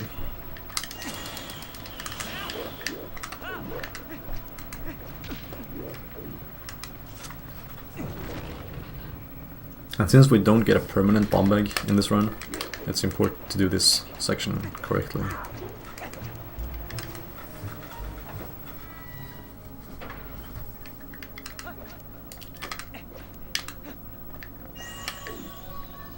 These targets are pretty important.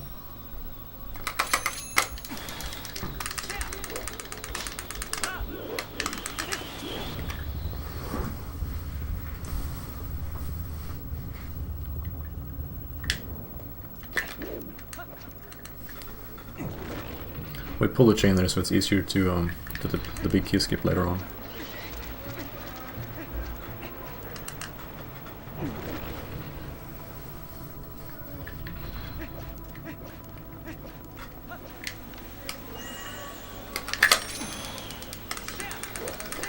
Hang on, I have to pause.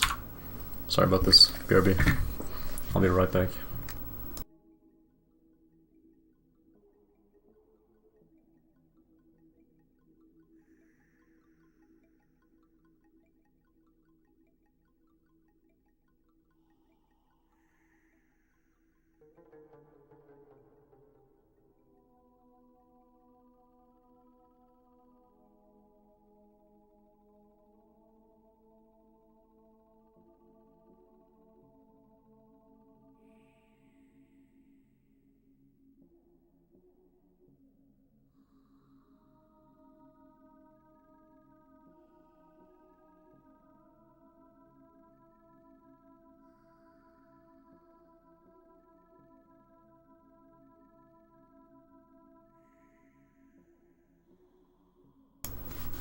Sorry about that.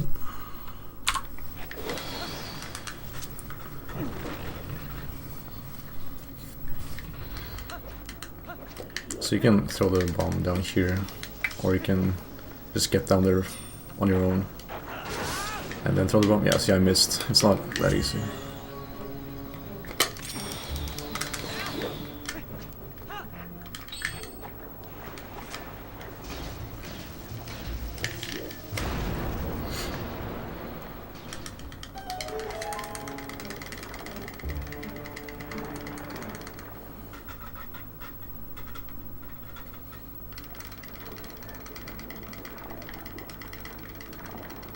I'm not actually sure if you can make it in time, like throwing the bomb here into his mouth. I think you might need bomb arrows, but I'll try. Oof. I don't think it's possible. Maybe. It's no big deal.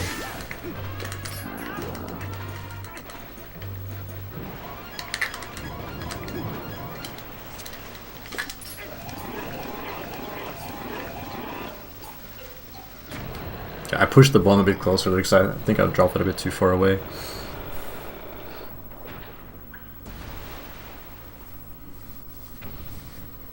Maybe it would have hit anyway. Who knows?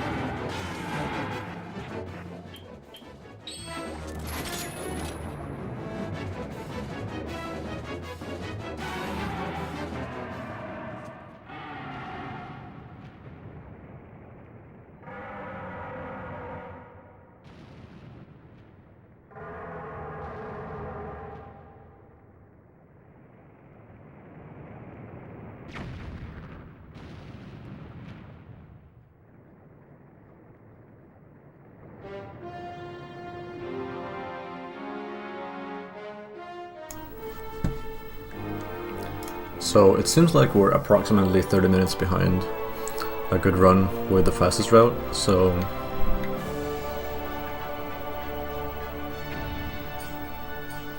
yeah, it's not too bad.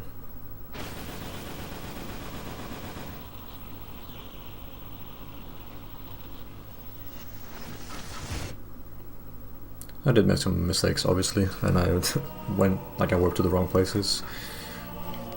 I read the wrong line on the route, kind of confused myself, but approximately 30 minutes behind the fastest route.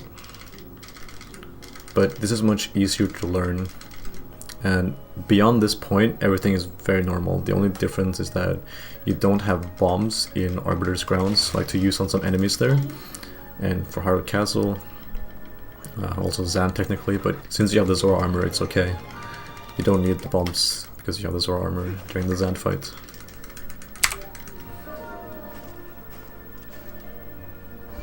So like a 126 would have been a really good lake bed time for the fastest route, and we got a 156, so it's like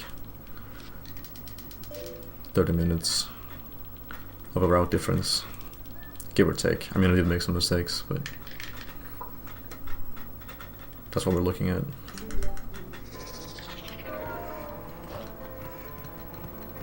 And the record for 100% is like 256. And if you add 30 minutes to that, then it's like 326 around that time. I mean, you can still get sub 330 with this route. I think you can get like close to a low 320 with this route. I mean, we still haven't done lake bed, so we're gonna lose a bit of time with compared to the fastest route still, because we haven't gone into Snow Peak and gotten the ball and chain. By the way, you can see now the bomb bag is gone. So you lose the bomb bag if you save, game over, or defeat Lake Bed Temple. And we only needed the bomb bag to get water bombs, to use the water bombs on the rocks, blocking the way to the mid-boss fight. We could have done it differently. We could have done like another back in time equip thing with the boss flags where we got early Decatoad. But it's no big deal. I decided to route in the bombs.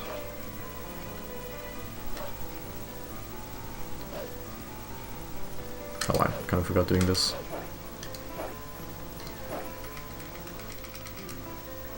You want to keep doing A and B in this area because you move so slow, which is normal dashing.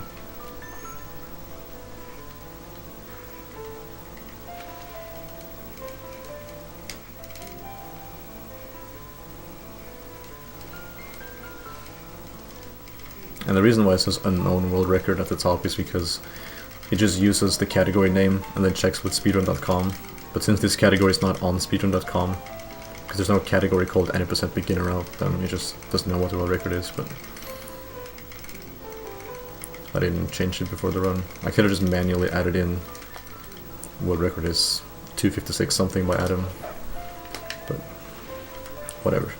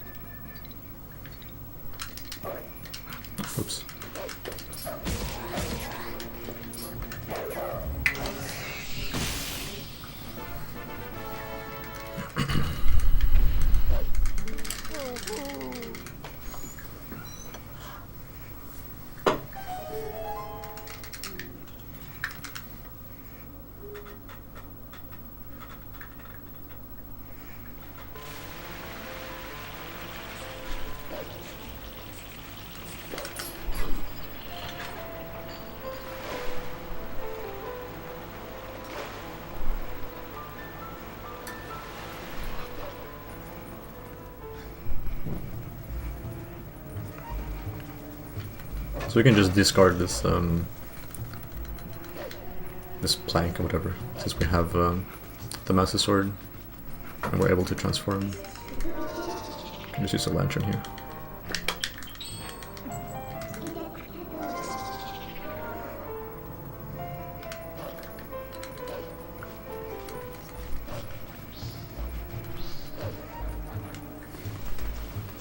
Did I say plank? It's definitely not a plank. It's like a short wooden pole.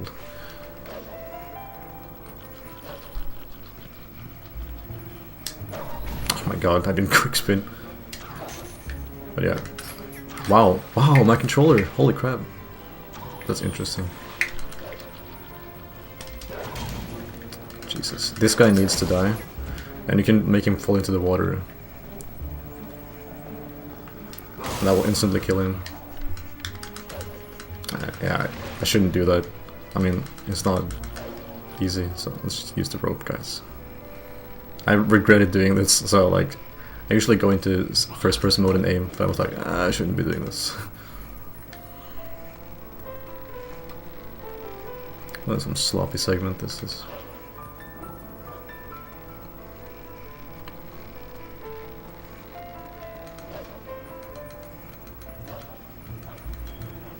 You can also jump attack these enemies, like this guy right here. If you jump attack him now, then you save time. Don't do it too early, don't do it too late. Same with this guy. Jump attack him now, but not now, it's too late. So it's strict timing for it, but since this is the easy route, we'll just chill.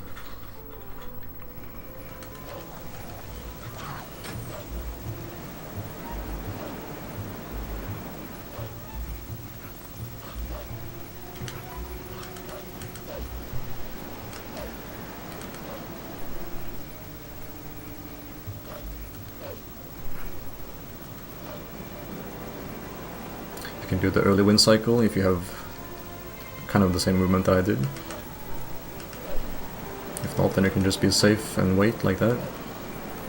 But if you find yourself able to make the early wind cycle, then that's good. That means you had really solid movement up until that point, and you did correctly, like you did correct dash canceling. You knew when to dash cancel and like how your angle was going to be for all the jumps, so that was really good. But if your movement is not that good right away, then just wait for the next cycle.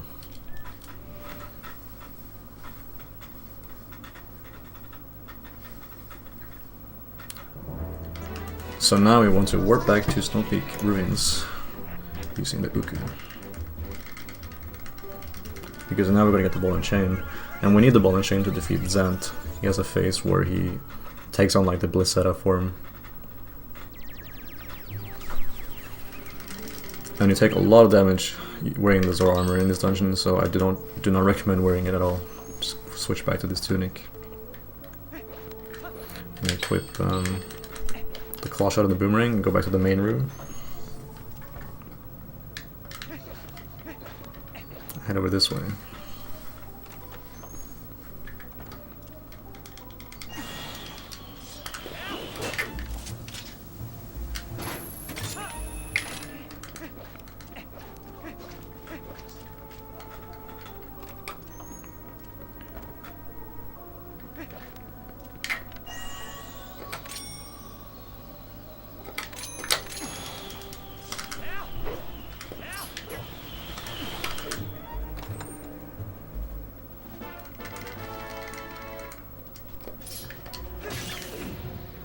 I recommend doing this so you have more hearts.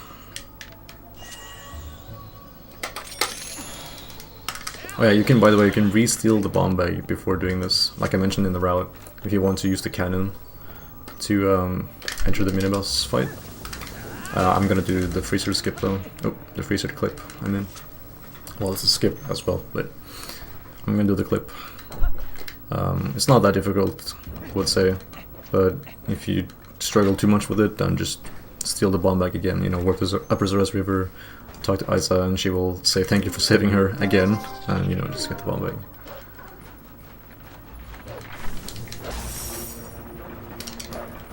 So I kind of did like an advanced strat there, but you can go to the left side and like lure him around and then you have more time. But there are plenty of videos on freezer skip. I can link my tutorial even that talked about it.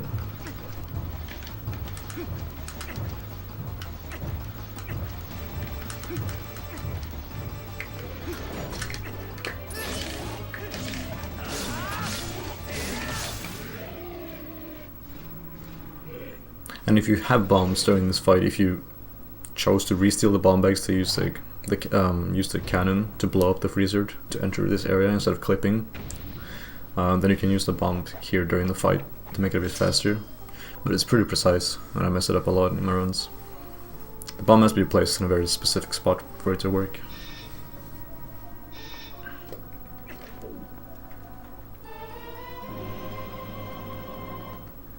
So I already have 300 rupees, but there's like rupees to collect here if you need them.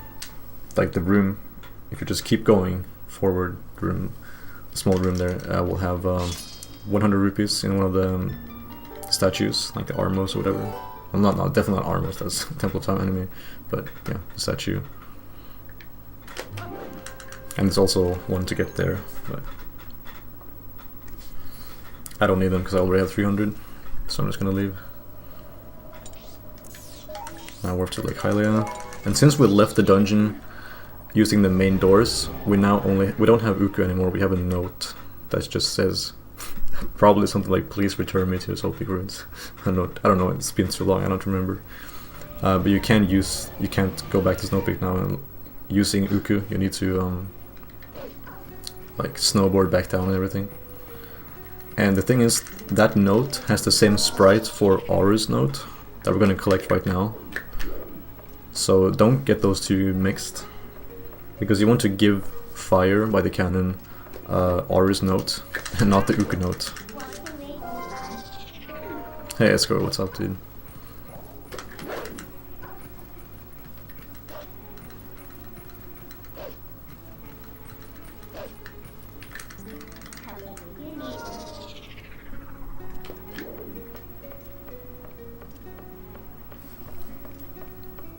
So right at this moment, you're going to have two notes that look identical, but they're called different things.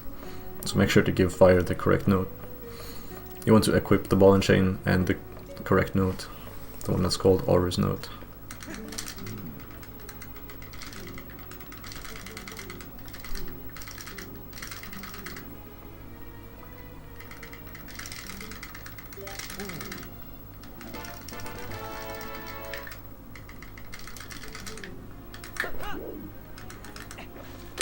And since you have the Tor armor, it's faster to equip it and move over here. And reach the area this way. So equip the ball and chain and... yeah, this one. If you have the game in German, then it would be Tantes Notiz. I have mine in German because German is generally faster for any percent. Perhaps not in this category actually, like this route I would say. Since you don't get a permanent bomb bag using this route, then maybe it's actually faster to use English, but we're only talking about a few seconds and I can't be bothered to switch.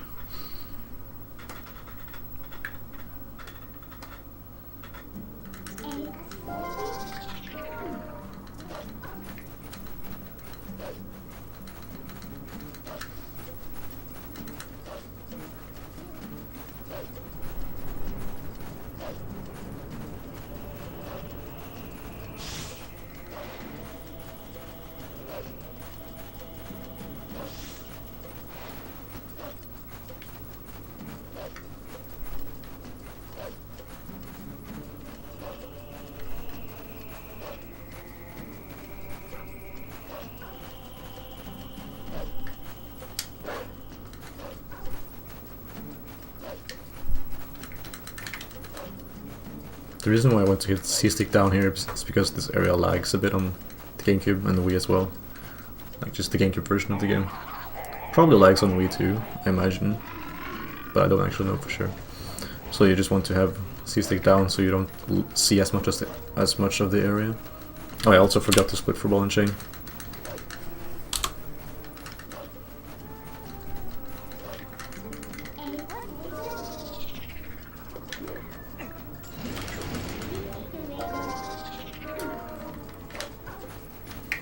It's important to stand in the corner there, otherwise you're not going to be able to hit it. Also the camera's a bit messed up now because of the enemies. There we go. If that happens, just aim more right and you'll clip through eventually. The Wolflink likes to turn around and look back to look at those enemies right behind him. That's a bit of a problem. So again, I'm going to unplug my controller, hold Z and D-pad right to do map glitch. I'll do the easy map glitch and show you that. So draw your sword and roll over here. And you see this line is where look at the minimap and make sure that you're looking forward, like straight ahead. That's good enough, that's gonna work. Because you want the cam to be in front of you, so that you can hit the loading zone for that. This angle was actually almost too far left, but it's still going to work. It's a pretty big, like, wide range for it.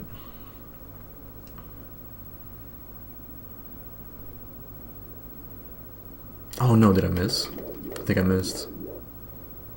Yeah, it was actually slightly too much. Wow, that has to be like extremely close to making it. That sucks.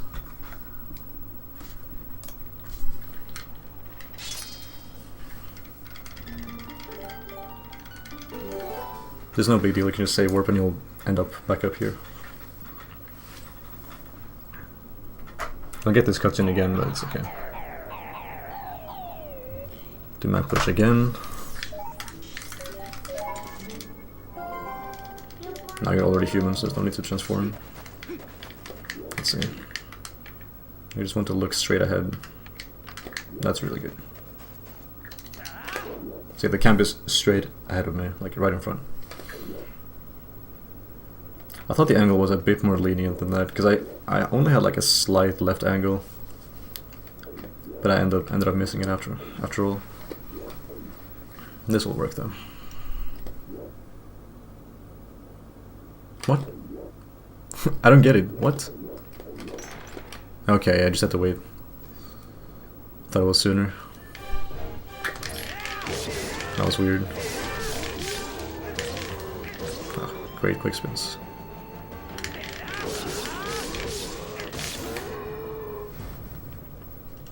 Maybe the angle actually could have worked. I just gave up too early. No, I think I waited a lot longer the first time. You just want the cam to be in front of you.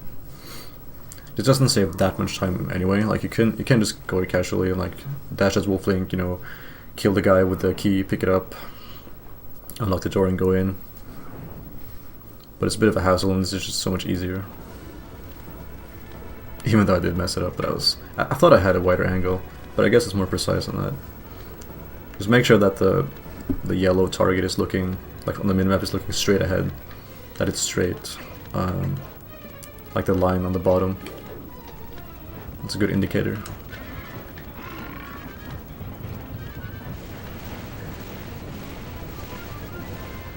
So I made some pretty boring mistakes in this run, causing a bit of time loss, but that's okay. So Wolf is easier than Human Link for this part. It's faster to be human, but just by a few seconds, so don't worry about it.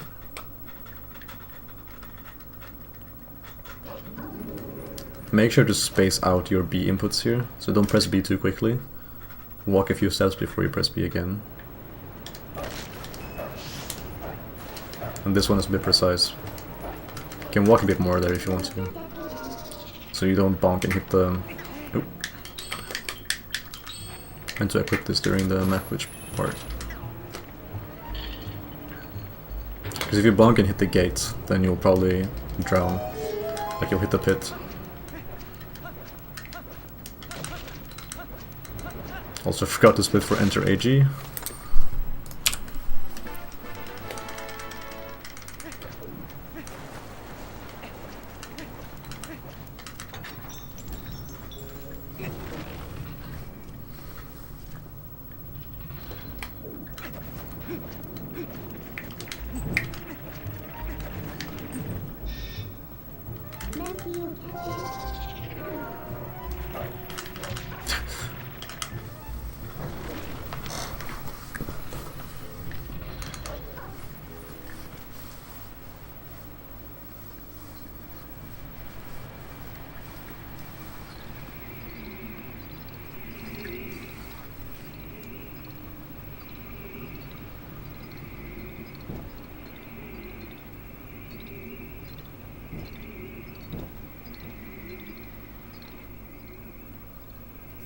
Man, it's been so long since I played this game. Bet there's a lot of cool new stuff for 100%. Yeah, definitely. This route doesn't really showcase it though. This route does the basic stuff. But yeah, there are definitely some new tricks. Not like, I wouldn't say new, but if it's been a long time since you paid attention, then it's still new for you.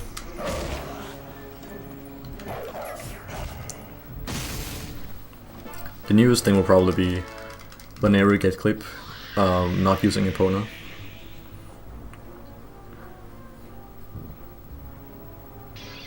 That's fairly new, just a few months I would say. Maybe like 4 months or something. Don't know. I think it was like October or something last year. Around there. It's important that you get the scent. If you don't get the scent, you can't dig. You cannot dig to get the chain there.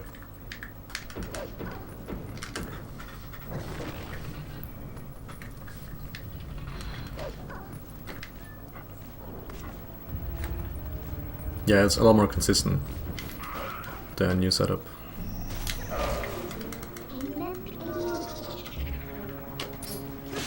So you can kill that guy with a ball and chain or doing what I just did.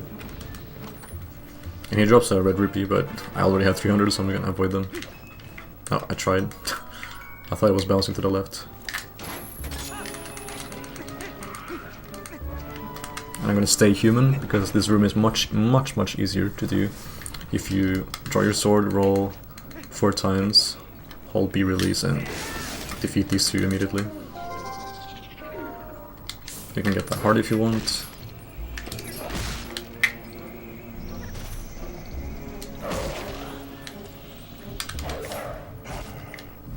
There were like 2 heart drops there, so if I picked them up I would have had full health.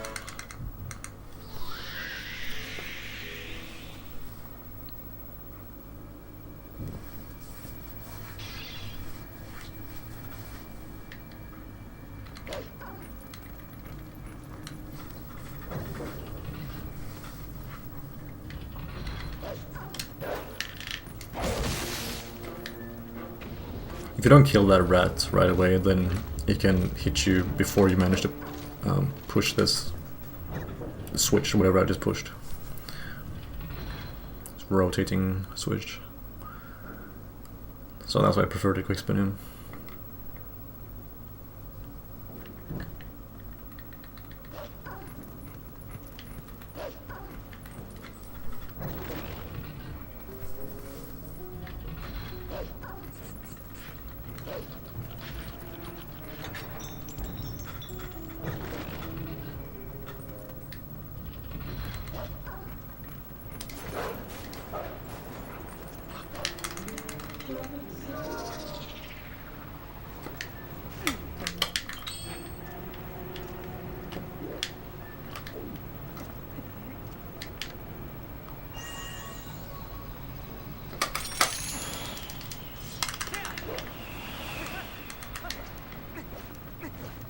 Oh yeah, I would actually put on the hero's clothes here because there's like a fire bubble right there, and he will do 3 hearts of damage, I think, if you're wearing the Zora armor. That's a lot. So you can actually die. So if you want to be safe, you can just put on the hero's clothes. You take like more than double damage if you're wearing the Zora armor against ice and fire attacks. So be careful.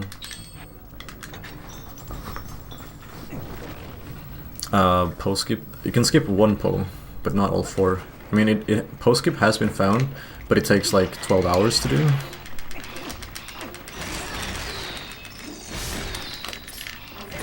Oh, he didn't die. I thought the ball and chain hit him twice. Oh, come on now. Oh shit. I'm gonna sink in the sand. This is really bad. Oh, come on. That was just terrible.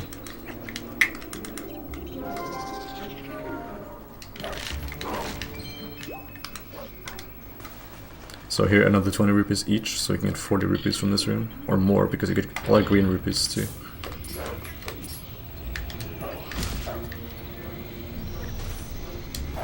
And yeah, post skip has been found. You can skip all the posts in this dungeon if you do item slide or pickup slide, I think it's called.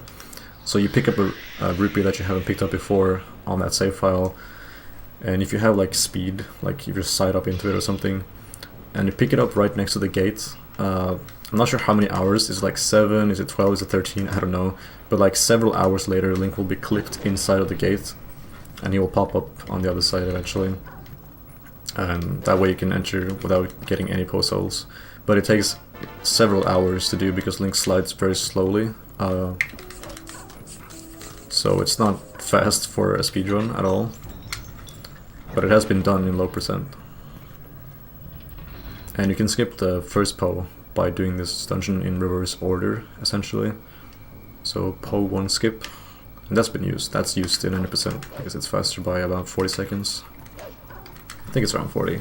Maybe it's more, maybe it's less. It's not 1 minute, it's less than 1 minute, I think.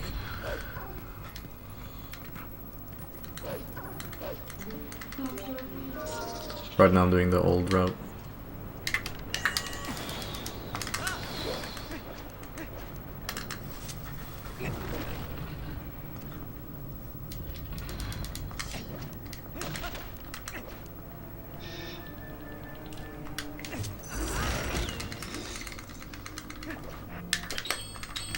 Don't think I need the claw shot actually. Not yet, anyway.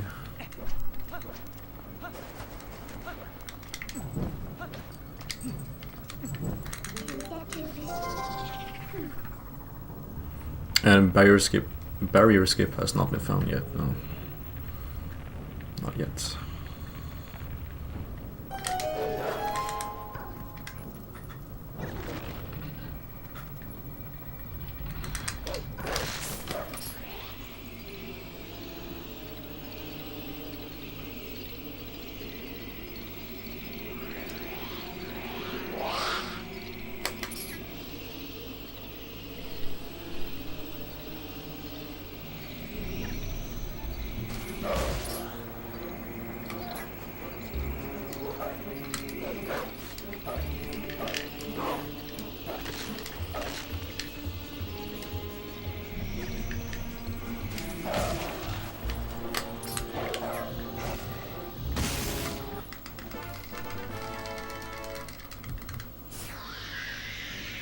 You can see right that the rupee is blinking. That rupee will never disappear during this cutscene because items, or like, I guess actors, won't disappear during cutscenes. So if that cutscene lasted for 2 minutes, that rupee would have been blinking for 2 minutes.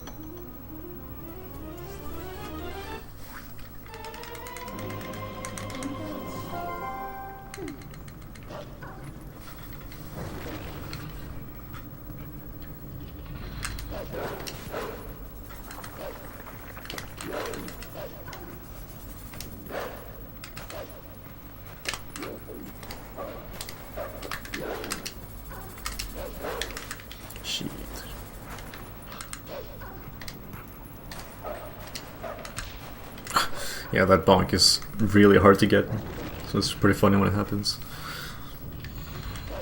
Like that slope is barely high enough of a slope so you can bonk it. Since we don't have the bombs, we need to wait for this guy to wake up before killing him.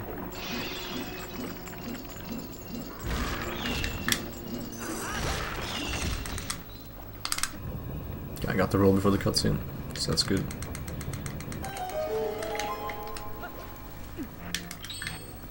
Well, both of items.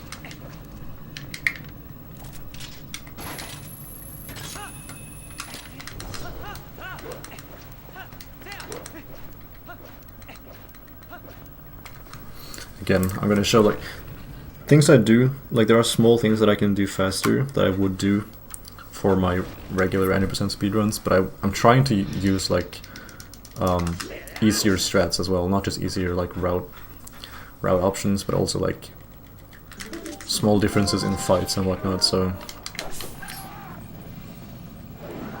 this boss fight I can do a bit quicker, but I'm deciding to do it like the old school way, just to show that it's actually still like decently fast and it's not difficult. So I recommend doing this when you're learning. Oh shit, that's the wrong button.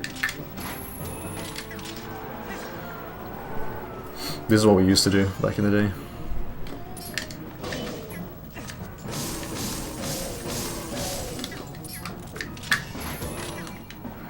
Make sure to aim a bit down when you're holding the claw shot, the ball and chain button.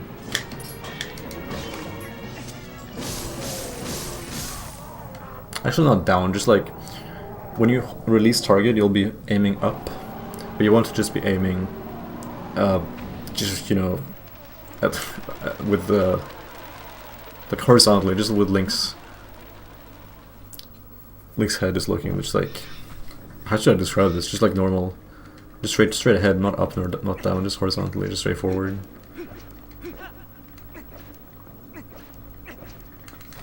Because if you aim up, then you're probably gonna miss a swing.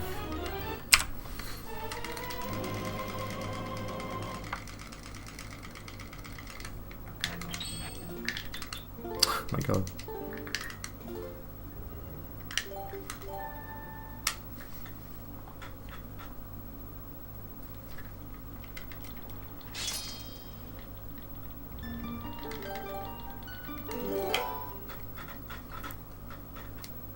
There's a pretty nice time save on Stallord's second phase, and maybe it's a bit difficult in the beginning to like get the hang of it, but I still recommend trying to go for it because it saves a lot of time. And if you use the sound visual cue, then it's much easier to hit. And I'll talk about it when it happens, but essentially it's...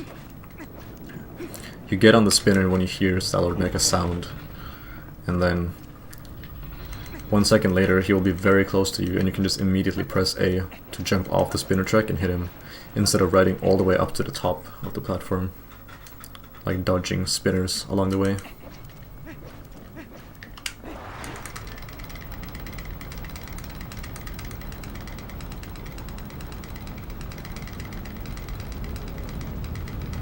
I like to roll 5 times, and then I just keep walking until I hear the sound that he makes, and then I get on.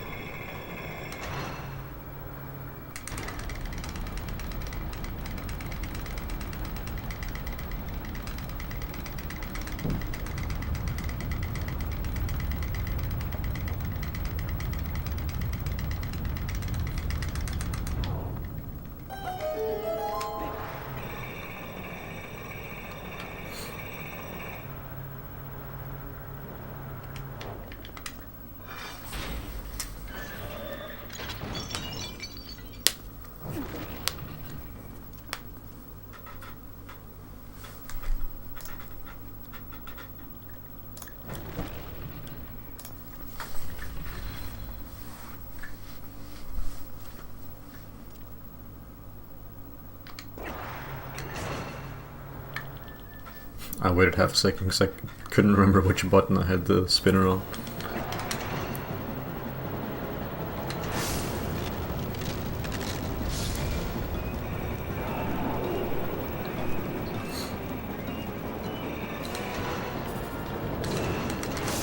I was kind of lucky actually, because they were pretty close together.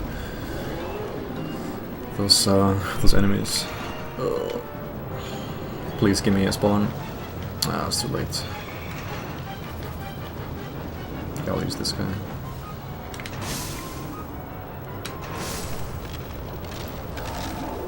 The first phase is like a lot of luck, because it's random where the guys will spawn, so you need to adapt. And it sometimes can be really hard to adapt to a bad like spawn location. Depends on the situation.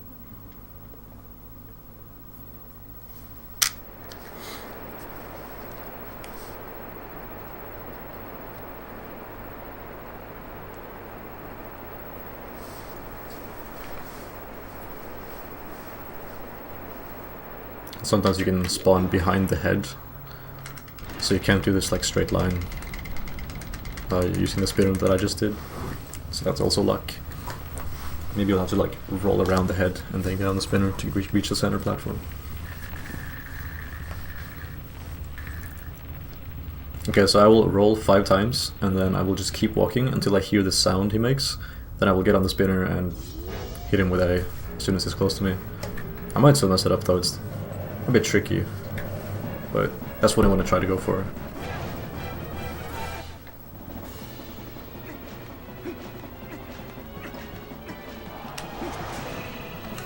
Oh, that was very close to failing. He was a bit ahead of me.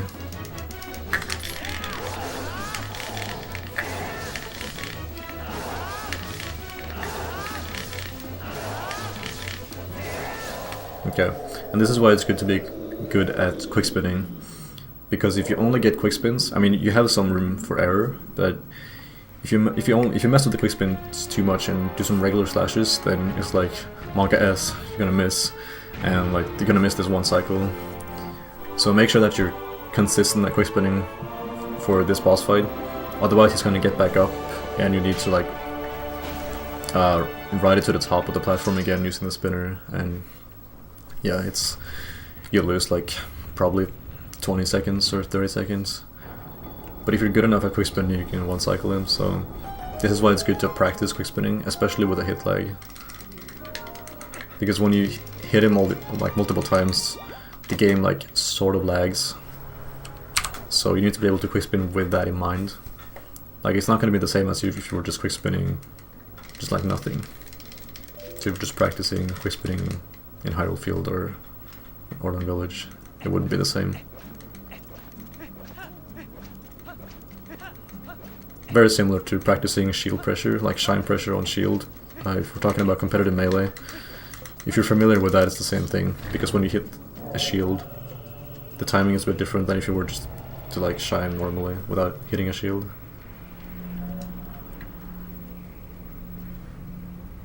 But I don't expect everybody to get that reference. But there you go. That's a comparison I can make.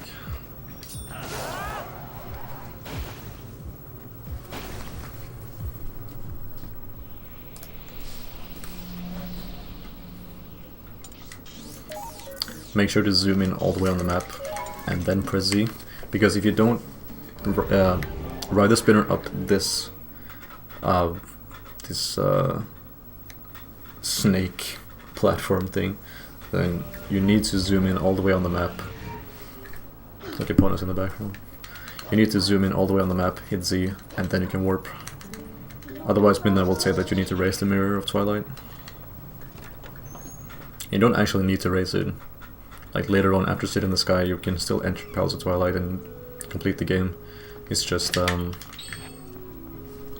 if you don't raise the mirror, you need to warp in a very specific way. I think it's not possible to warp calling Midnight anymore after that point, anyway. So you need to like use the map warping. And this is why you want map warping. Because you cannot warp this cannon without having map warping.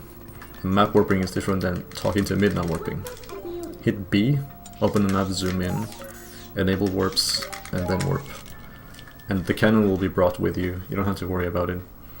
So you press Z, Midnight goes over to the cannon, and she asks you if you want to warp. You say no, you just hit B to cancel the text boxes.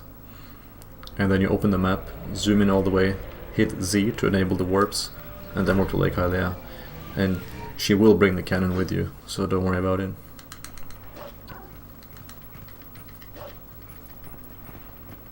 And this is why you need 300 rupees. There's still 60 rupees to get right by fire here. He has 20 right in front here, and then 20 in the back. like behind the house, and then the boat, the small boat, like hanging off of the house, has 20.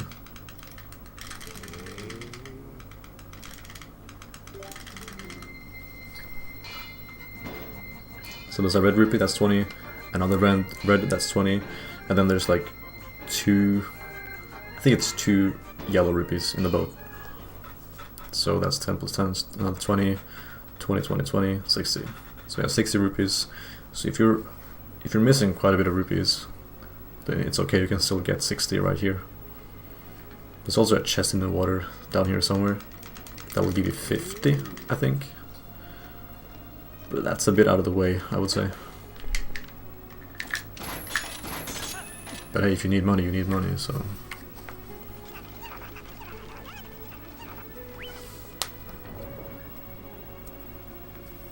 It's much faster than digging as Wolflink around the cannon here, because there's like some dig spots with like green rupees.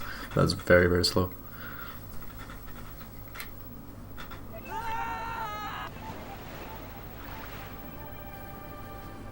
So this is a chest underwater in this pool that contains water bombs, but we can't get it because we don't have a bomb bag, and we don't need it anyway because we have the Zora armor. Normally in 90% the fastest route you would need it for defeating Zant, because you need to defeat him underwater without having the Zora armor. So you use bombs, you use specifically water bombs to refill your air, like a glitch that will refill your air. That's why you need water bombs for that fight. And you can refill here if you want to, if you're low on water bombs, if you're using that fastest route. But since we have the Zora armor, there's no need. Yeah, the wind is blowing, so I'm just gonna use the pool instead. Sometimes the wind will blow right away, other times it won't.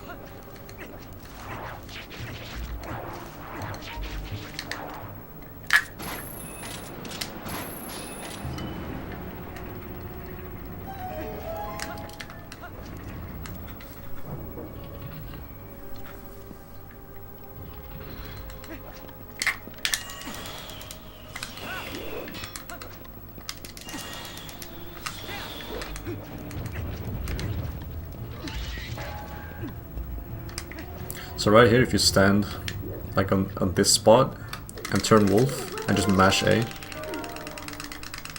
I didn't get it. Okay, just walk slowly, very slowly. You want to open the door from as far away as possible. And you can see it's not spinning. If those are spinning, then you messed it up. And you cannot reset. I mean, you can reset if you save beforehand. But right now, the previous save is right after getting the spinner in Armored's Grounds, so you need to do Stalwart again if you didn't save the save. But don't worry about it if you didn't save the save. I mean, I guess you can save the save. It's better, because I'm not going to showcase the different route you would do in this dungeon if you missed that.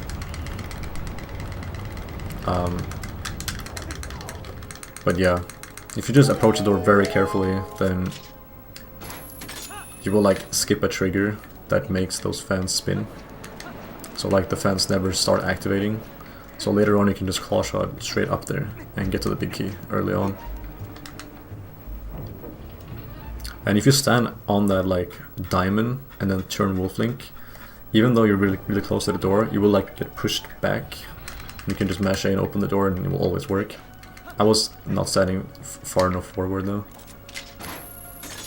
I usually roll, and then at the end of the roll I can do like a turn during the roll, and then I turn wolf. And I end up just at the right spot.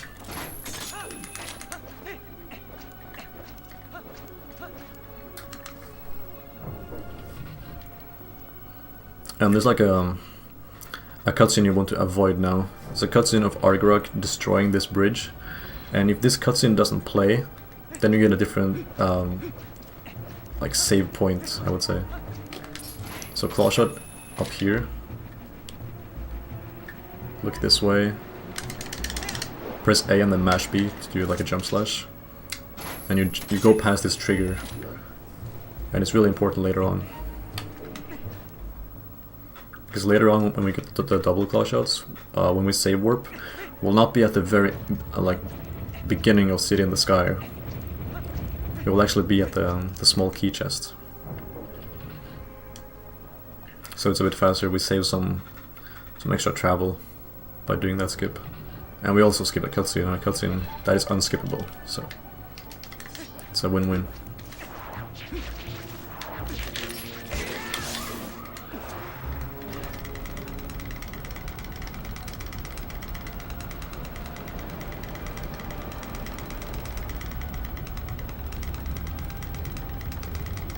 So right before the bridge connects, you can get a roll in by equipping the boomerang over the spinner, or you can manually get off the spinner yourself, but you need this item anyway. The bridge will auto-connect at the very end, but it's just at the very end. So you just have time to fit in one roll while the cutscene, the bridge connecting, starts.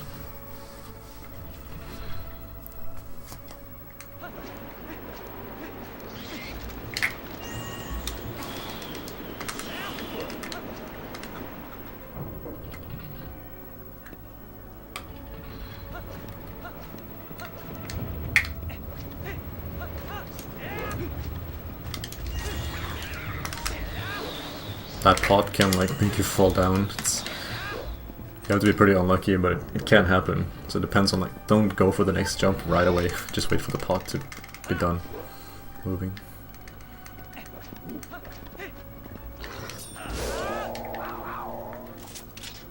Right there, you just hold B.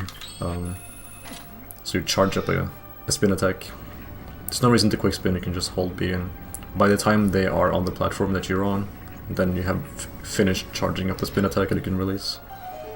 So there's no reason to stress it.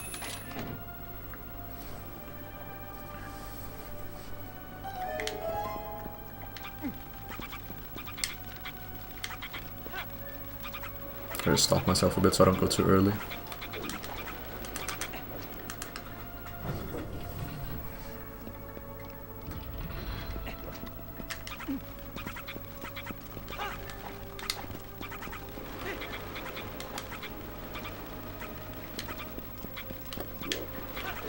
Now right here, if you stand up here and then hold target and move forward, it's much easier to jump off here. So hold target and up. And keep holding target until you jump off, and then you can release and swing to the right. That way you will always get like that jump right there.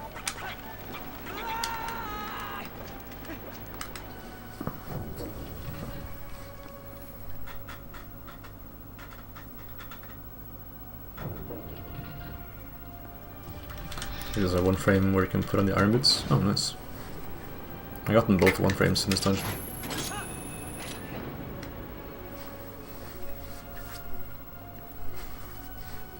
And you can do this skip like two ways, either with iron boots on or off. I prefer off because it's not that much, like you don't have to turn 180 as much. You can also just defeat this guy, it's not that bad.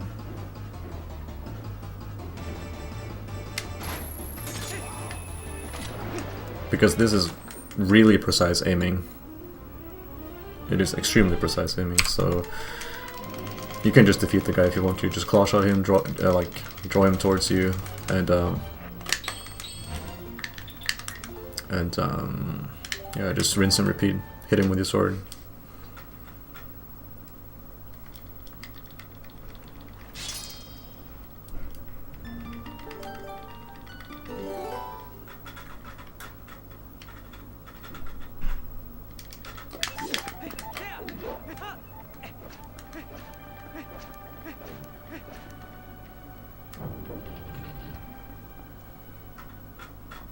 So we end up here in this room because we skipped the cutscene of Argarok destroying this bridge right here.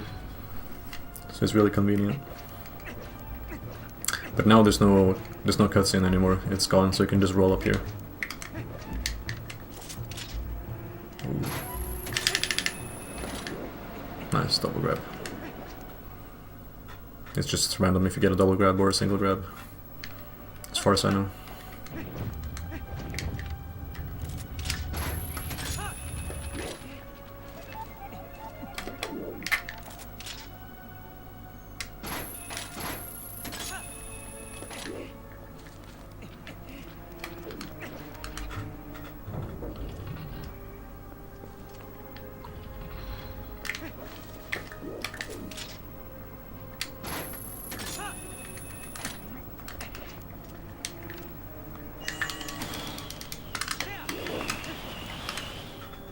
Make sure that the boomerang is above that platform when you do the jump attack. That's why the LGA works, because that platform above you is on higher ground than you. So make sure the boomerang is hovering above over there. That's why it will work.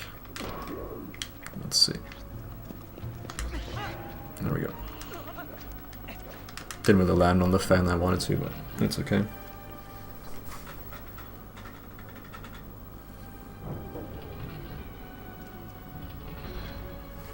Yeah, maybe I should have showcased the EC method here, not the double LGA, but honestly I don't think it's that bad, just practice. Practice aiming carefully. As long as you use the same visual cues as I do, then it's okay.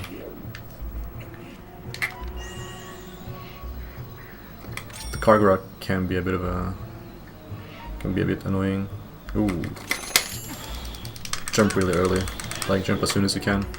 That's really important. You jump twice there.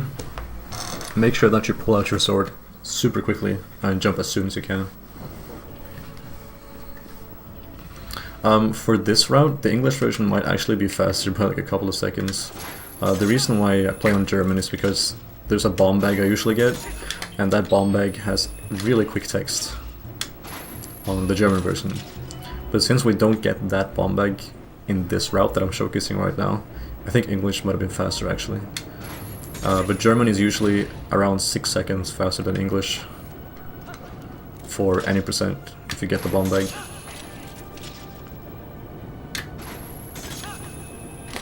I mean, there are a couple of differences as well besides just the bomb bag. Yeah, that was bad. But it's just like when you get the lantern at the beginning of the game, on English there's 3 text boxes, but on German there's 2. But there's also like some negative sides of German, like when you get the double claw shot on English there is either 1 or 2 text boxes less than on German. So sometimes you get less and other times you get more text boxes, but overall German is faster because of that bomb bag. Is just instant. You can just mash through the text boxes instantly, like a regular conversation with an NPC, and not have to like wait for the text to scroll. Oh, this is not great. Yeah, that's pretty far down.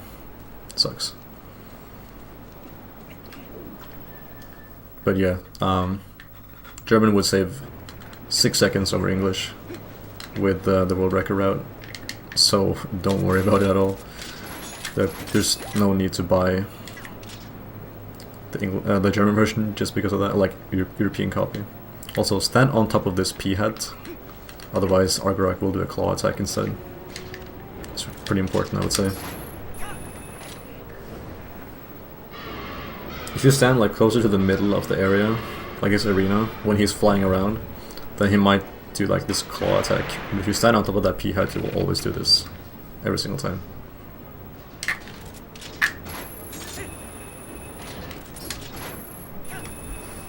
If you're not quick enough, then Argorak will fly around one more time.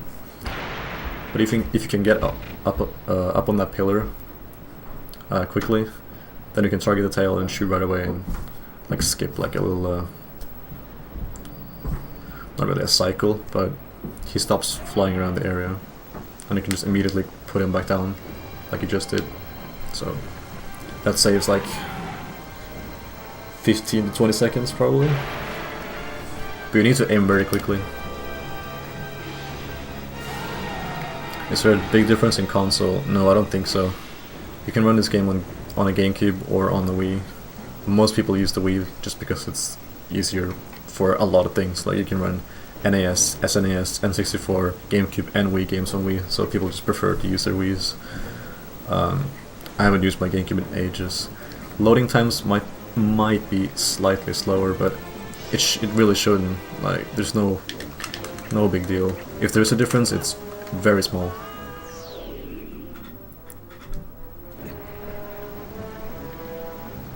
You can take off the Zor armor if you want to, because Argorak does a lot of damage.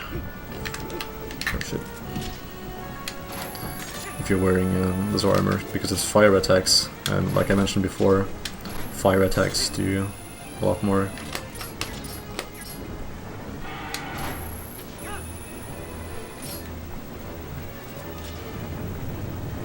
So as soon as the camera zooms out, then I release the claw shot.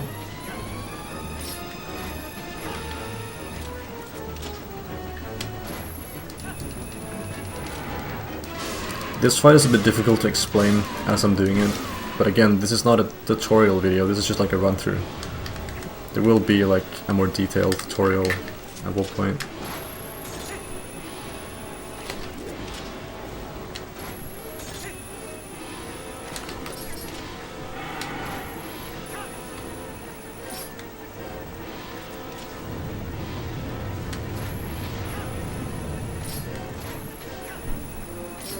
Just remember to claw shot 3 times.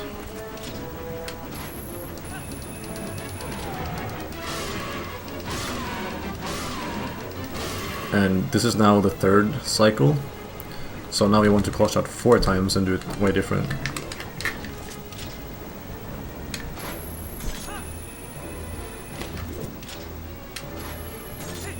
So take off the iron boots, target this guy, the one to the right and not the left. 1, 2, 3, and 4, and then wait until you can see that the flames are covering the guy.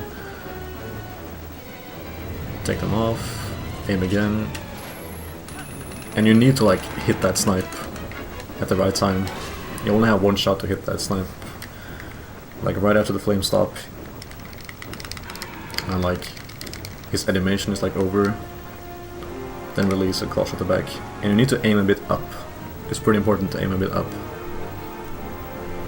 Otherwise you'll miss it and have to do it like the casual way. Just claw shotting around in a circle and then stopping and then going the other way around. But this fight is a bit trickier for beginners, I would say, because it requires a good aim. Even for just like the casual boss strategy where just, you know, you go around. On the 3rd and final cycle, you just go around, and then he stops, shoots the other way around, and then you go the other way around, and then get behind him and shoot. Like still, there's not that much time to claw shot his back, so if your aim is really shaky, then Ragnarok might, you know, recover and he'll shoot flames once more. So it's really good to have practiced your aim and like figure out how sensitive your control stick is, all that stuff before this fight.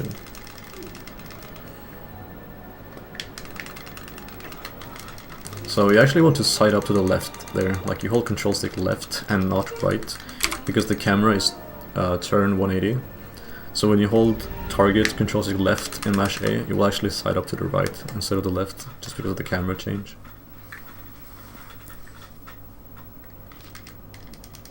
And I think it's actually not the fastest way of getting the heart container. I think you can just roll into it and it will be faster by a few frames, but everybody likes to do that side up.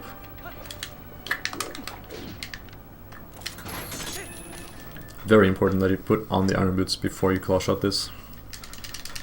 Now you want to hit like just mash beam. Nice, I missed. That's amazing. Well, if you miss, then you just go back to shore.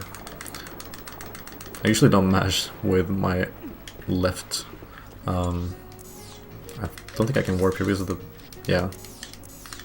Go away. There, I need to stand over here. Otherwise Plum will talk to you. I usually just mash with my right thumb.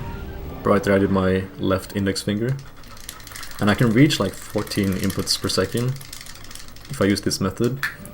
But sometimes I'm mashing like it's not consistent, it's very spastic. So right when I needed to press B, I probably didn't input at all. Whereas if I use my thumb instead, it's always the same timing, sort of. Oh yeah, and I'll say human for this because it's just way easier. It's faster to be wolf here, but I'll just show you the human method.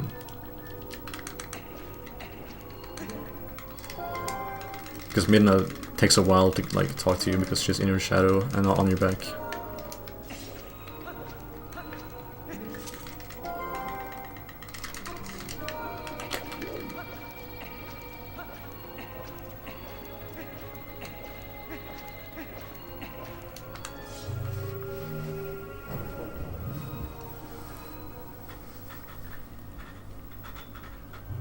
It's just easier to defeat the Zand heads as human Link, but it's faster to be Wolf, so you can practice the advanced thread, or you can just be Wolf, be human like this.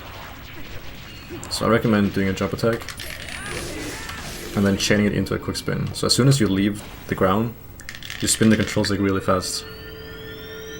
And as soon as you hit with the jump, connect with the jump attack, Link will automatically do a quick spin, even though you didn't press B. Oh, miss. Like, C-stick. I swear my control has been acting up today. Like I'm hitting inputs, but it's not registering.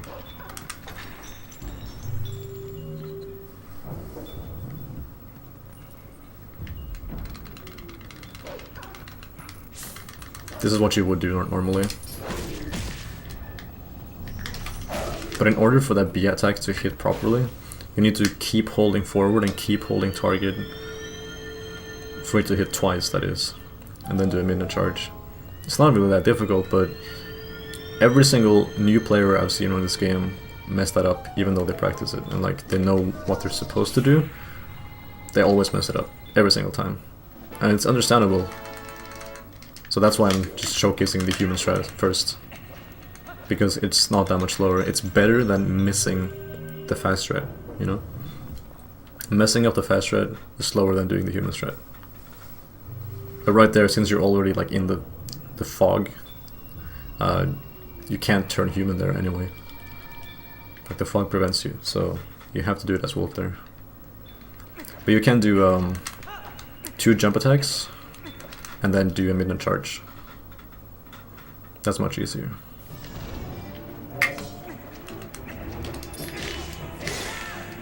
Two quick stab and 2 quick spins, then repeats. Stab, 2 quick spins. And then for the final one, stab. Ah, I missed. 3 quick spins on the last one, but it's okay. And you only want to do like 2 quick spins and not attacking anymore, otherwise you will just like teleport around whenever you're close to him. But if you do like those moves in that order, then he will not flee. It can be a bit tricky to hit the quick spins. I mean, I did miss on the last one, so you can see like I'm not perfect either.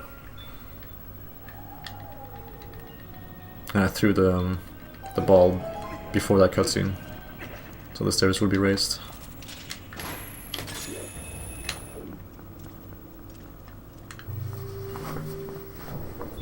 After the claw shot connects with the ball, you can hold whatever control stick direction you want to go in, and then hold L, and it will do like an L slide. So I hold down, and then I hold target, and I just keep holding those, and then I will slide backwards a little bit. This throw is a bit awkward sometimes. I think I threw it too far. Oh, it's almost going to roll into place.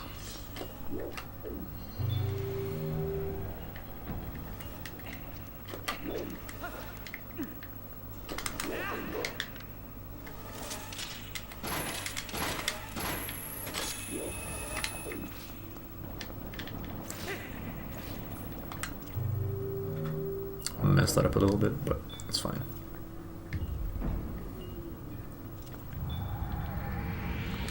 You can't skip that cutscene right away. Like as soon as it appears, it will say can't skip, but then you just wait like 1 second and then you can skip it.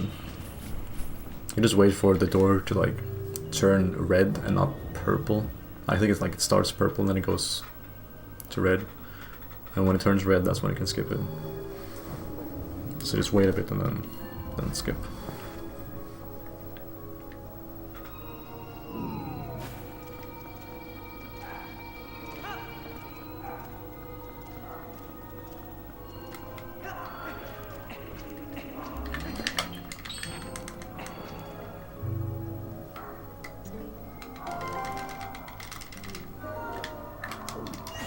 Oh, that angle is bad. I want to look a little bit left here, because the boomerang turns to the right a bit.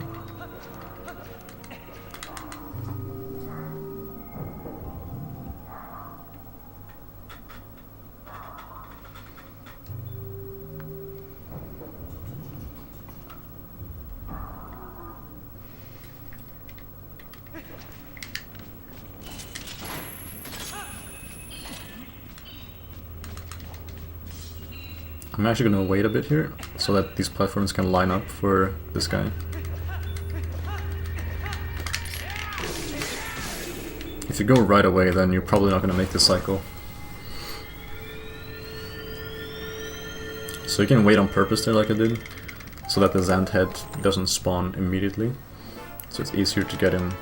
But if he warps away, then it's like random where he will go. Like he will either spawn on the side we're on now, or in the middle there, out with the platforms. Yeah, so just different spots like that. Ah, it's boomerang too late. Not too early, I mean.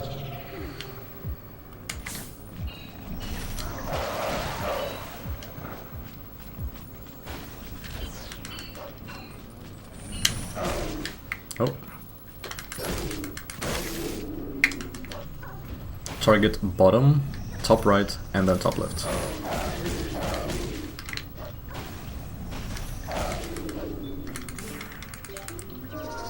Mid-man beach archers does a lot of damage, so just keep doing those. It's like your best attack for taking out these enemies. That plus jump attack. So if you add in mid-man beach charge and jump attack, then you'll do a lot of damage and take them out before they teleport away.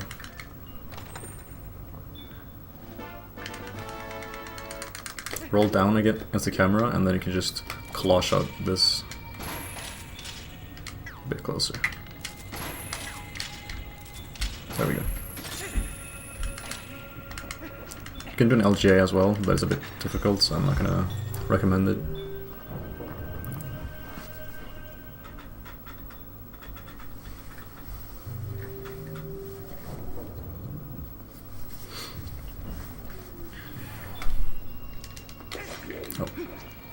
I wanted to walk before I press B, so I wouldn't just stand still and slash.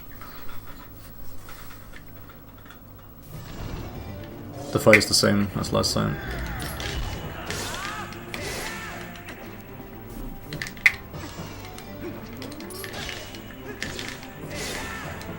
Okay. Ah, okay, I thought I did the correct amount of damage. Like, even though I messed up, I thought I fixed it. So you need to be able to do quick spins quite well. If you accidentally do a slash, then yeah, this will probably happen. This fight has some strict rules to it when it comes to damage, so if you do it incorrectly, then you will warp around like you just did.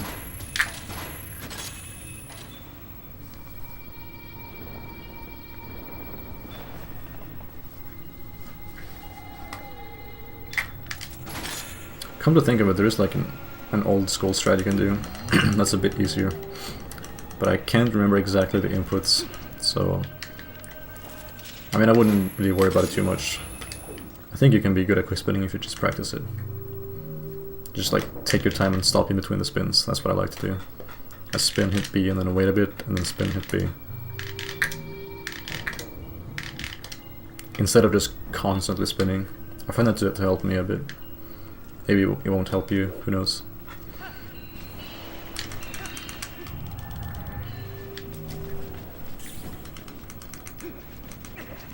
Oh my god. Never done that before.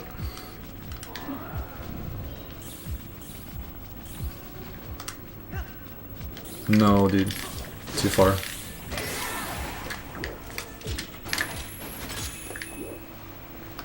Well, that's awkward. Oof, I almost hit that cloud. If you hit that cloud, you turn into wolf. Even if you're like you think you're far enough away from it, nah. That cloud has pretty big range, so you can easily turn into wolf if you're too close to them.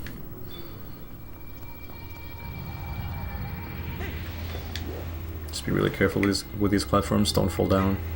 If you do, it's fine, but you just have to get back up, and it's kind of boring. So you can take your time and. Like, the hand is very slow, he's not gonna catch you right away. Like, he's far back there. Don't worry about it.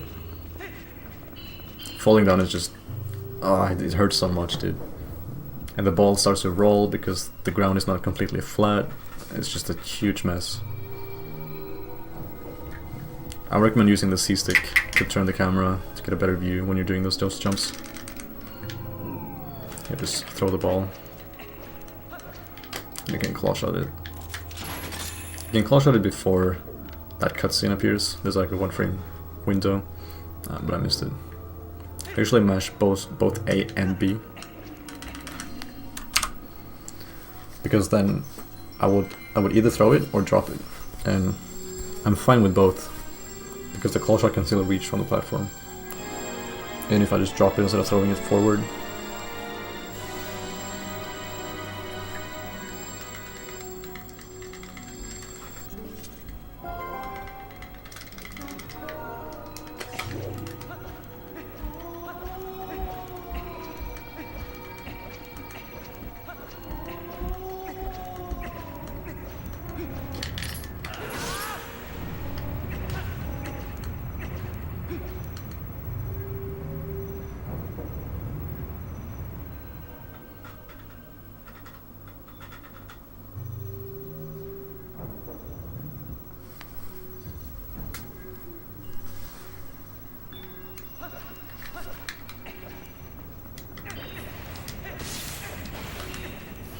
I almost got turned into Wolf Link there. I was really close to the shadows.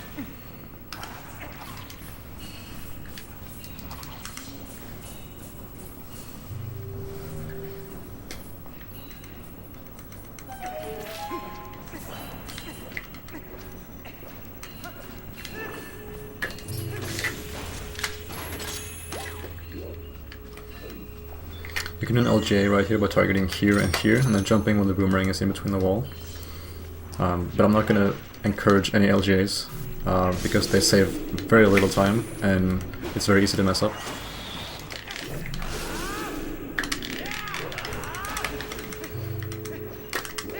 So if you side hop or just like roll, I prefer side hop though. Right away, like right off of the platform there, you get all of those 3 orbs. You slash them all, and then you side up immediately. They stay lit like this, so you can immediately go onto the platform. And since you're waiting for the small key chest to spawn anyway, then you don't lose any time. Actually, save time, so you don't have to spin them later on. You don't have to hit them with your sword. So you're doing it like while there's dead time, because you can reach that chest and wait for like 2 seconds before the cutscene happens. I recommend getting the big key first. It's kind of hard to see, but you can see for a moment there that this was showing this target. And this just barely reaches, so just aim until you see the yellow target.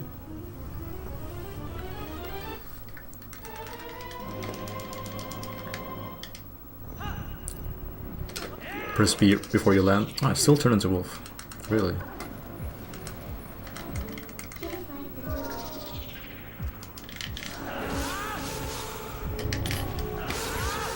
My goodness, so much hit lag.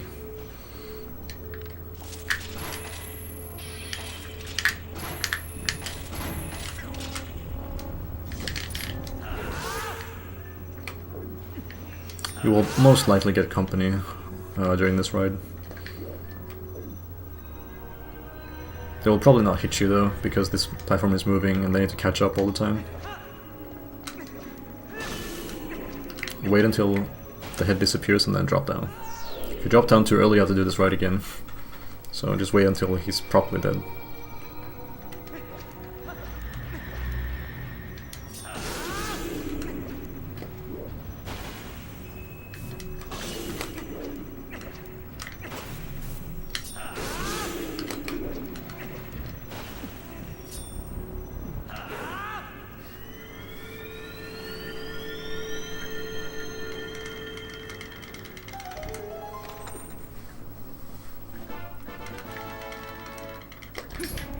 Oh. Yeah, pressing target in an area with a lot of enemies is a bit troublesome sometimes.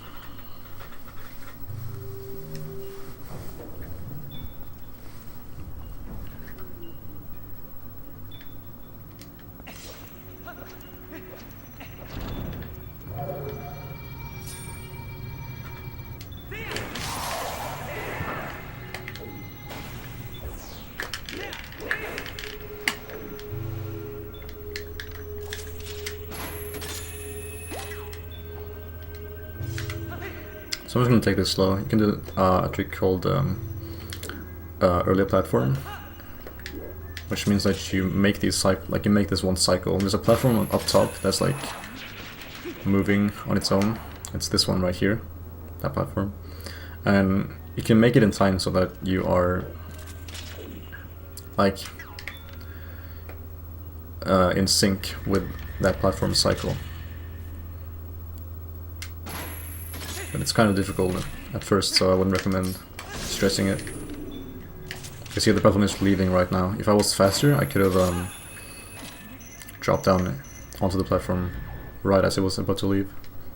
So I didn't have to wait for this cycle right here. But I'm not going to stress it.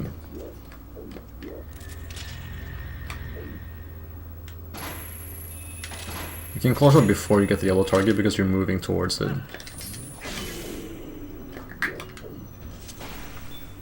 That was a bit early.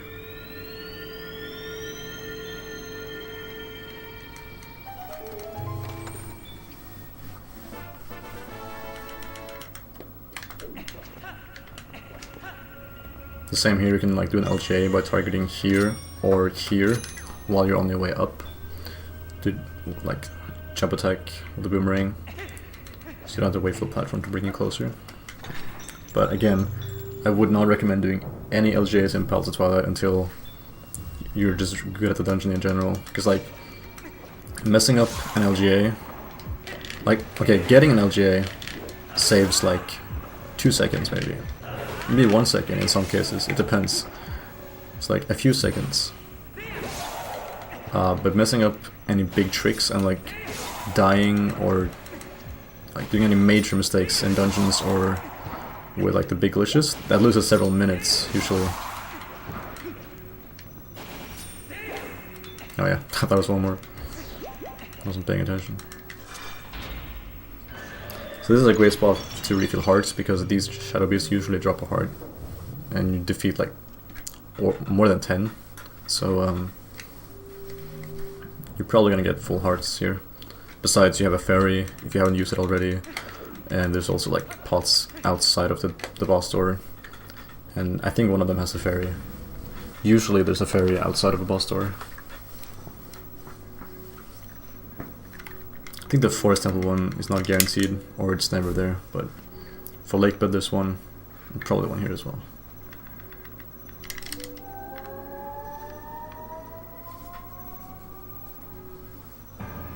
So this is why it's nice to have Zora armor, because there's a phase, like phase 3 I think, yeah, where you fight Zant underwater, and if you don't have water bombs to refill your air using glitch, then you need Zora armor.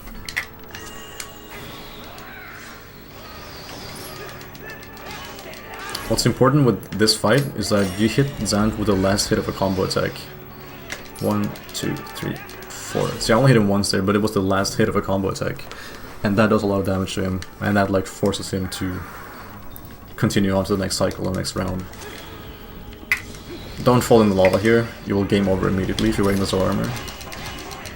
If you want to, you can unequip the Zora armor during this phase, and re-equip them later on. Re-equip it later on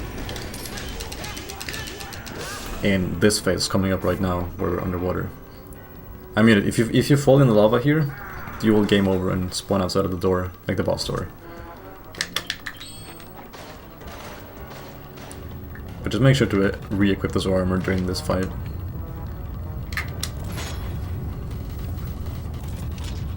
If you choose to take it off during the Gore Mines phase.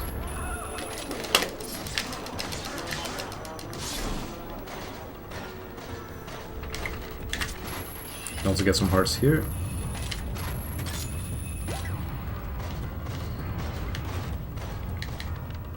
There's some downtime right here. So it's either this head or this head. It's the one that's furthest away from you.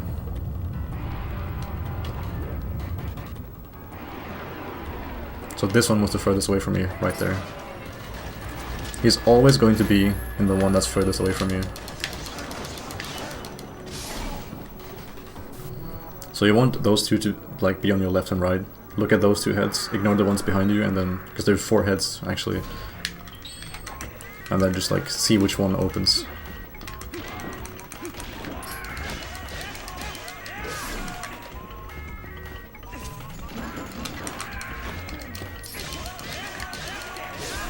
a bit faster to swing the ball and chain than to bonk twice.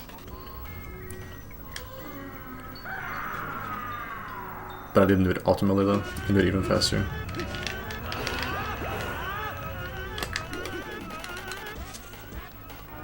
You don't take more damage in this phase though. I mean, both ice and fire attacks do a lot of damage to you when you're wearing this armor. But he doesn't actually do any ice attacks in this phase. And the wall doesn't freeze you or anything, so it's all good.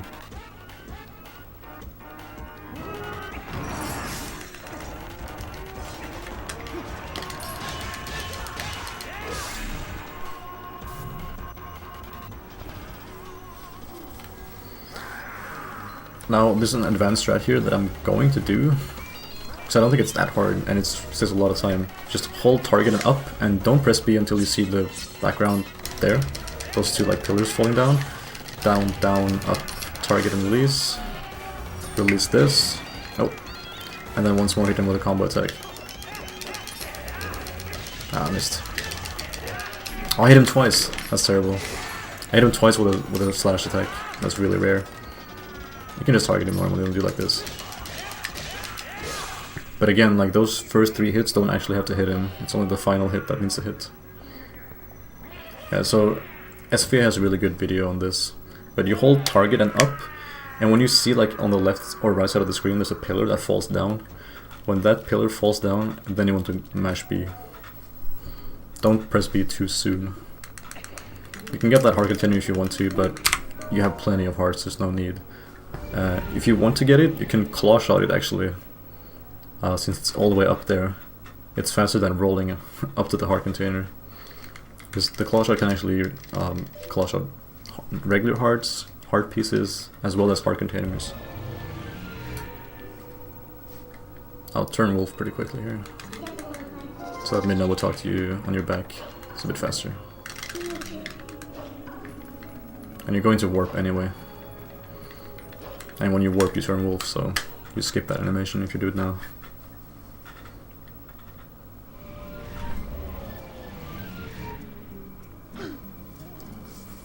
But yeah, I'm not going to really explain the advanced strat for the final phase there. It's just SV has a really good video on it, and you just need to follow along what he does. And if you mess it up, then just quick spin him. That's the best thing, really.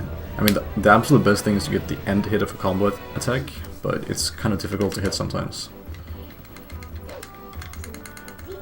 Once again, we're going to mailman skip, so make sure to stand not too close.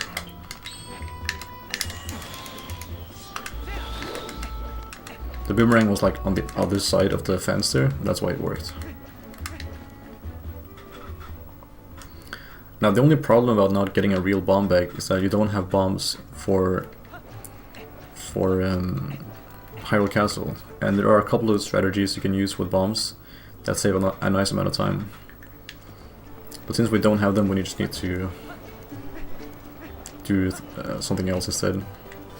So there's a fight immediately where you fight some bokoblins and you can just pull out a water bomb and just do nothing, and the bomb will explode and defeat everybody. It's just really simple and really fast. But since we don't have that, we can just slash normally with our sword. I would not recommend doing quick spins, because if you do a quick spin or a jump attack, it's one of the most powerful attacks you can use with your sword, and that will knock enemies over so they fall down.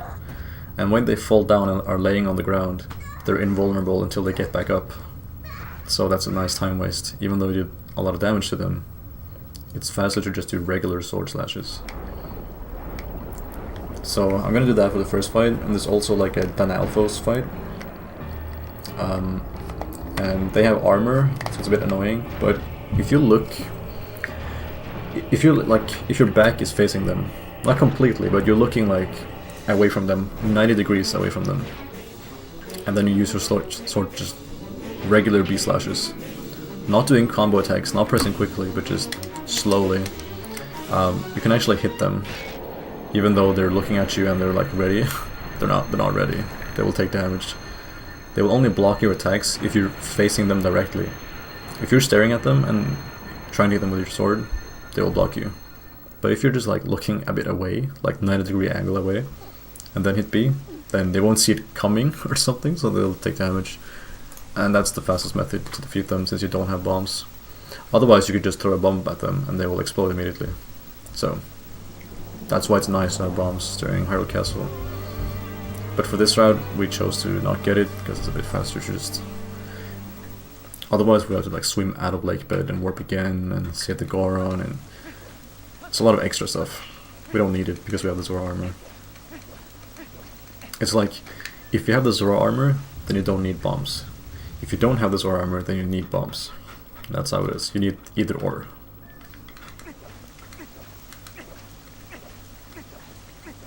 You can defeat them as Wolf, but I would not recommend it still. Human is faster. Just space out the B-slashes. Just do this.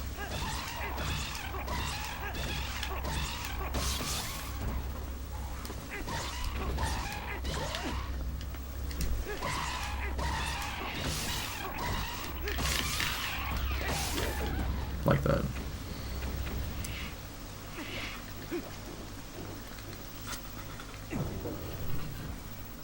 Now there's a barrier spawning here. We're just gonna skip it by skipping this cutscene quickly and then rolling away. It's just that simple.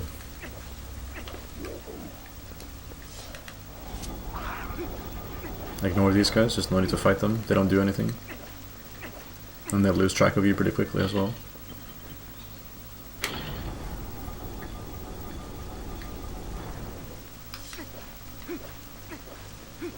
Make sure to retreat from King Baldwin if you mess up the fight. Oh, I see, I got this good roll. Ah, too early.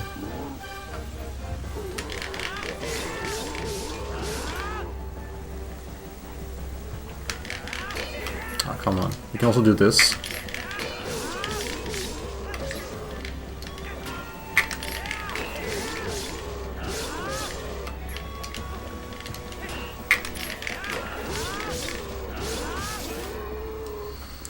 I actually don't want to roll into the cutscene that far so that he falls down, because first it's a cutscene of the barrier spawning, and then there's a cutscene of him falling down. And right after he falls down, after you skip that cutscene, you can hold target before he lands, and then you have a really good camera lock for the fight, and that's what I prefer to do. I have a video on my YouTube channel called like King Baldwin 4 Easy Strat or something. Not exactly sure what I called it, but you can do a backflip there and say warp to save, back to skip these text boxes here. Rolling back as human saves a few seconds, but if you absolutely want to, you can say warp. But this is a little bit faster than say warping. Because when you say warp, you end up all the way in the background there, where the big door is. So it's quite a bit of a roll to get from there to here.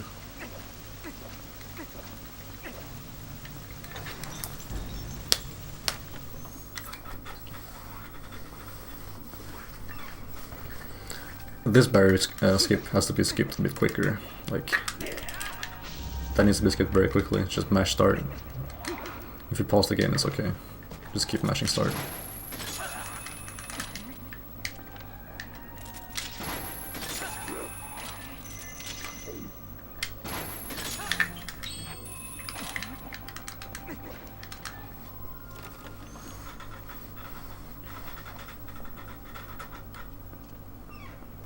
So you can do a roll stab here right away. 1, 2, 3, 4. 1, 2, 3, 4, 5, 6. Shield. 1, 2, hold ball and chain.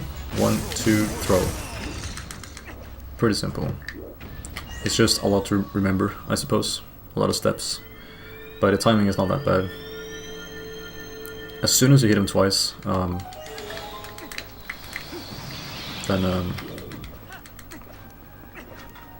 hold the button for ball and chain and aim down at his feet.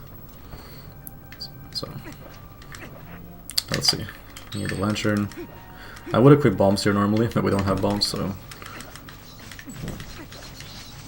It's important that you light these lanterns in this order, otherwise it won't work, so keep that in mind. Top right, bottom left, bottom right, top left. So this is the part that's a bit tricky. You can also just quick spin them, but it takes a long time. So I'm gonna do this, and then turn around, kind of.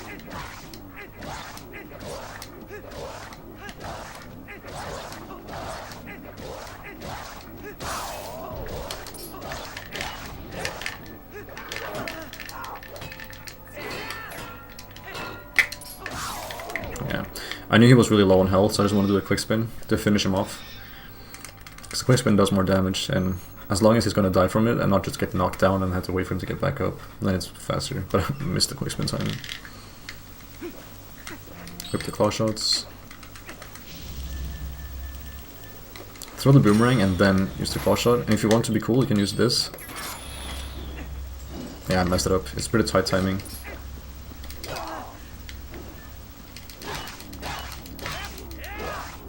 He's gonna fly away now.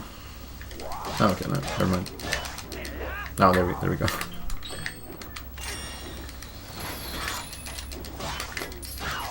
Yeah. So there's a really tight window where you can pull out the ball and chain right as he hits the ground, like right as you've pulled him closer to you, and you just hold target and move forward and keep holding the ball and chain button. And that's the fastest way of defeating the guy. But it's very tight on timing. It's not frame perfect, but it's pretty close. So it's a tight window. Otherwise, just wait for him to like make a sound, and then attack him. Don't attack him immediately, otherwise you will shield it.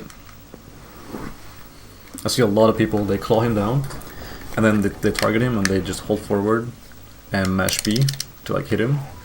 But he will block every single hit that you do in the beginning. So like when he is about to attack, then you can attack. Sometimes he will like hit you immediately, like he will just do a really quick attack that is not possible to react to. But since you're holding target, you're also shielding, so it doesn't matter, like you're not gonna take damage. So he has two attacks, that's one of them. The other attack is this like charge thing where like he leans back and makes this sound. And while he's like charging this up, then you can attack him. And that's what you want to do. So just wait a bit and then attack him. Don't immediately just mash B to hit him. He will block you. It's just a waste of time.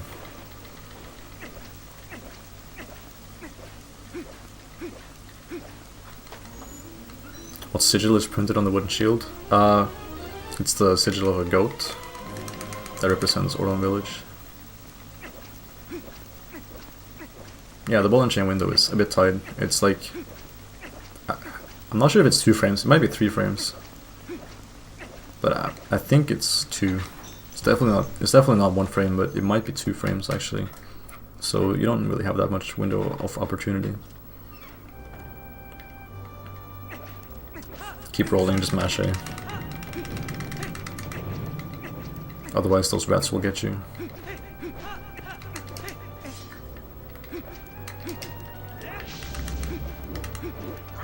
Same here, you can do like 2 slashes, and then a quick spin.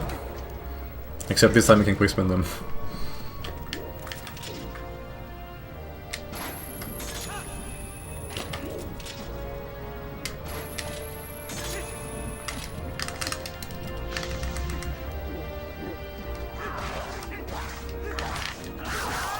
I waited until I can hit this guy as well there. Let's see. Oh yeah, that was bad timing. Okay, I'll show an easier method. So when this tracker to my right leaves, now I can go. But the cycle didn't really line up for me. Oh yeah, I need there's a skip you can do here if you claw shot this. Oh, I had it. And then skip the cutscene pretty late, otherwise it won't work.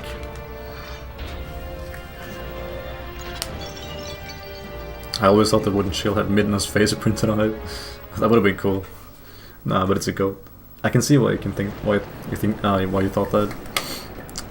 Because Midna has those horns and everything.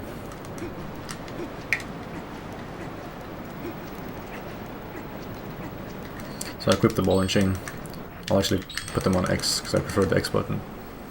Oh yeah, I forgot to split for big key. Yeah, so one of the new skips, like new, it's like over a year old at this point, but you can skip that fight if you just claw shot the Great, whatever it's called.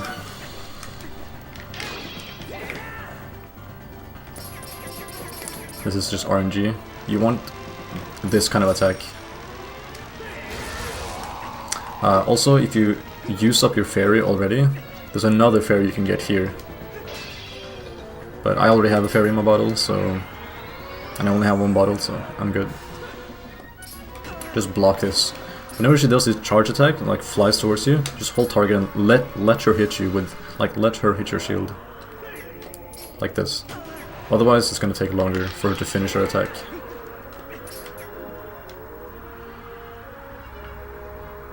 So this is already bad. Because I want the ball to be on the first, third, and 7th hit. That was number 4. Like attack number 4. Attack number 5. The Triforce attack is the slowest one, so it's good that she isn't doing that.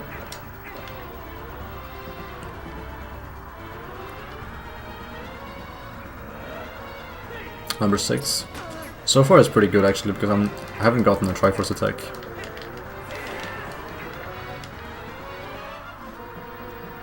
Seven. Okay, so if I get an 8 cycle, then that's really good actually. Like it's just 1 off perfect. And didn't get any Triforce attacks. Okay. So that's 1 worse. 9 cycle. Pretty bad. But at least I didn't get the Triforce attack. Okay, so you can side hop to avoid his attack here, but I'll just do it the easy way. So when this fight begins, just throw the ball and chain right away.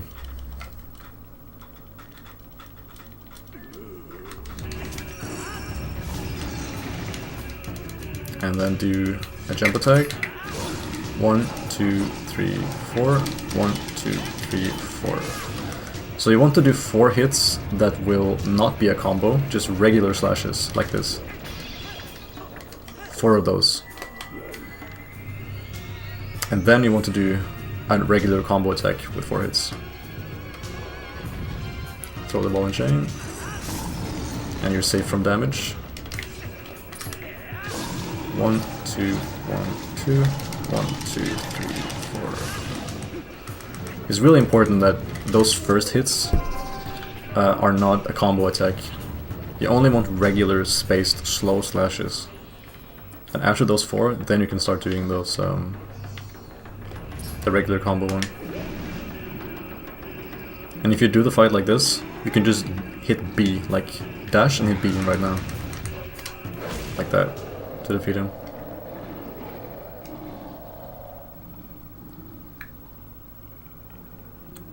Of all the things that could have taken 9 years to discover, yeah, exactly. It's pretty crazy. Like, it's very simple of a skip, but nobody thought about it until like, many years had passed.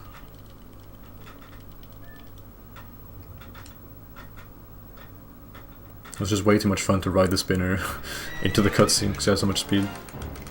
Nobody thought to stop and see if they could skip it.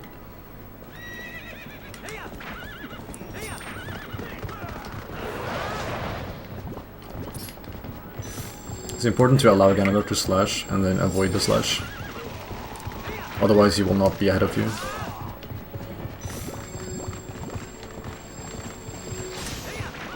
If you slow down the speed on the horse like that, it's okay if he does like this sharp turn.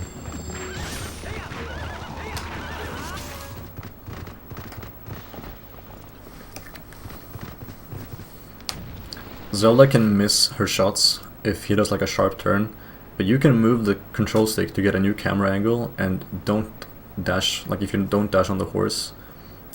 So you both move the control stick and the C-stick to get like a better, like you reposition yourself according to his turn. Then she can still hit the light arrow, even though he did like a really sharp turn. So to all the people that want to say like, oh my god Zelda, your aim is so bad, stop missing. it's actually your fault.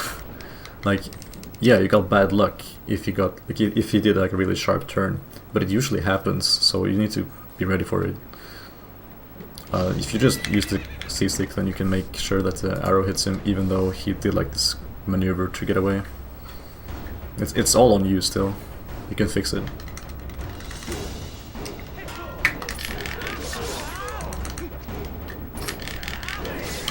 Oh, come on.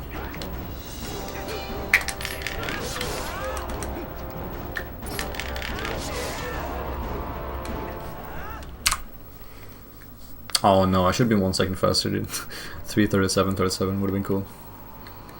Yeah, so this run is an example of what kind of time you can get using a much easier route, where you don't do, like, you basically don't do any hard tricks at all.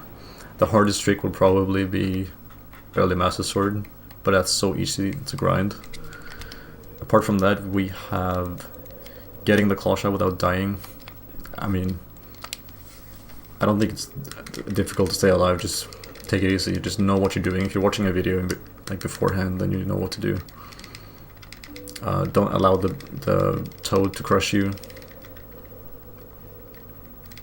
And yeah, it's pretty straightforward, this route. The only difficult part might be the king goblin on the bridge. Even though what I showed you was an easier method, it's still a bit tricky in the sense that there's a lot of steps to it. You need to make sure you do everything correctly. But as long as you know what to do and you're focused and react properly, then King Goblin will get stuck and you can just throw bombs at him really easily to defeat him. Also, don't hit the King Goblin one trigger after digging under the fence. Make sure to side up 4 times to the right and then roll twice, and then do the long jump attack with the boomerang. Then it's pretty straightforward, I would say. If you're struggling with bridge clip, you can do a vine clip instead, since you have bombs. But if you saved after getting claw shot, then you'll lose the bomb bag, so then you have to do bridge clip. But I have a couple of videos on bridge clip, so just watch them carefully and ask questions and practice, and you'll get it really quickly.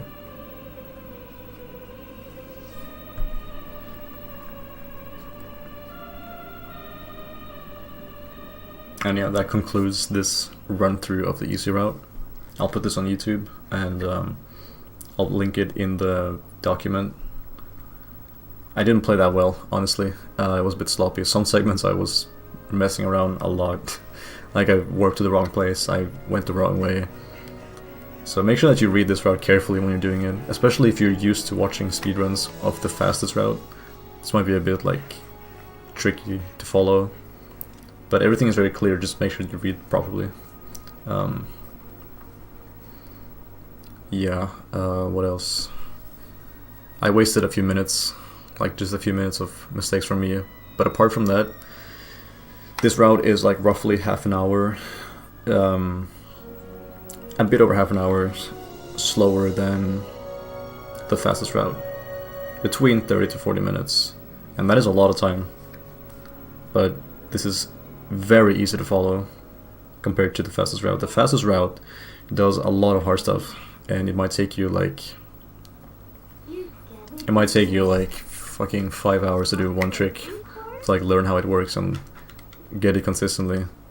Whereas with this route you can just pick it up, and I mean, there's not much practice needed for this one. There is EMS and the ridge clip in Lakewood Temple, and that's about it. Everything else is very intuitive, I would say. And back in the day, this time was considered good. Like back in 2013. Back in 2013, the record was 3:26, I think it was.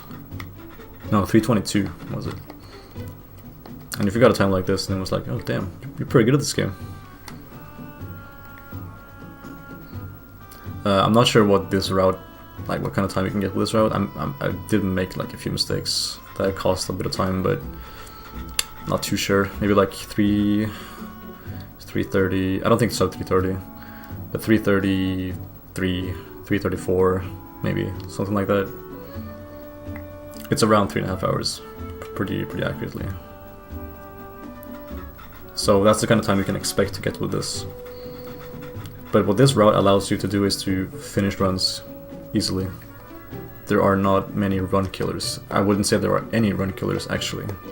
And even if you mess something up, you can just save warp and try again, and it usually doesn't really cost that much time. The only exception being the part where you steal the bomb bag and you shouldn't save or die. But just practice that segment and you'll get it down.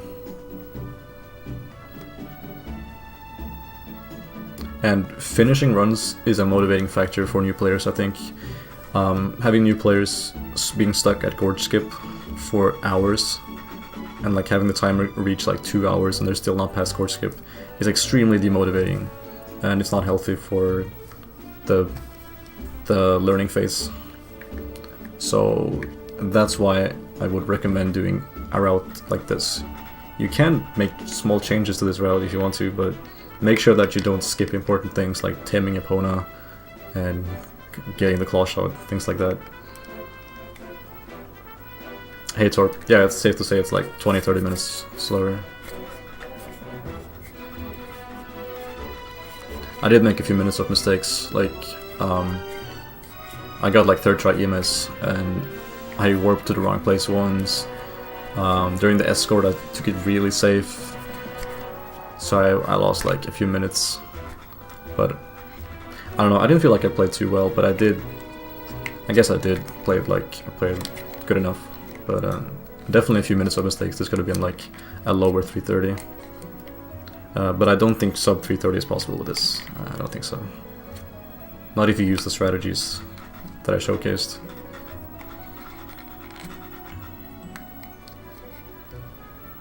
And this is not a bad time to get when you're just learning. Like imagine every single new player learning this game now will get a time that's close to this. Like maybe it's like 350. Something sub 4, like sub 4 is like they will get that either on the first or second run. And like there's no question about it, and they spend, and the important thing is they spend so little time practicing for it because it's very intuitive.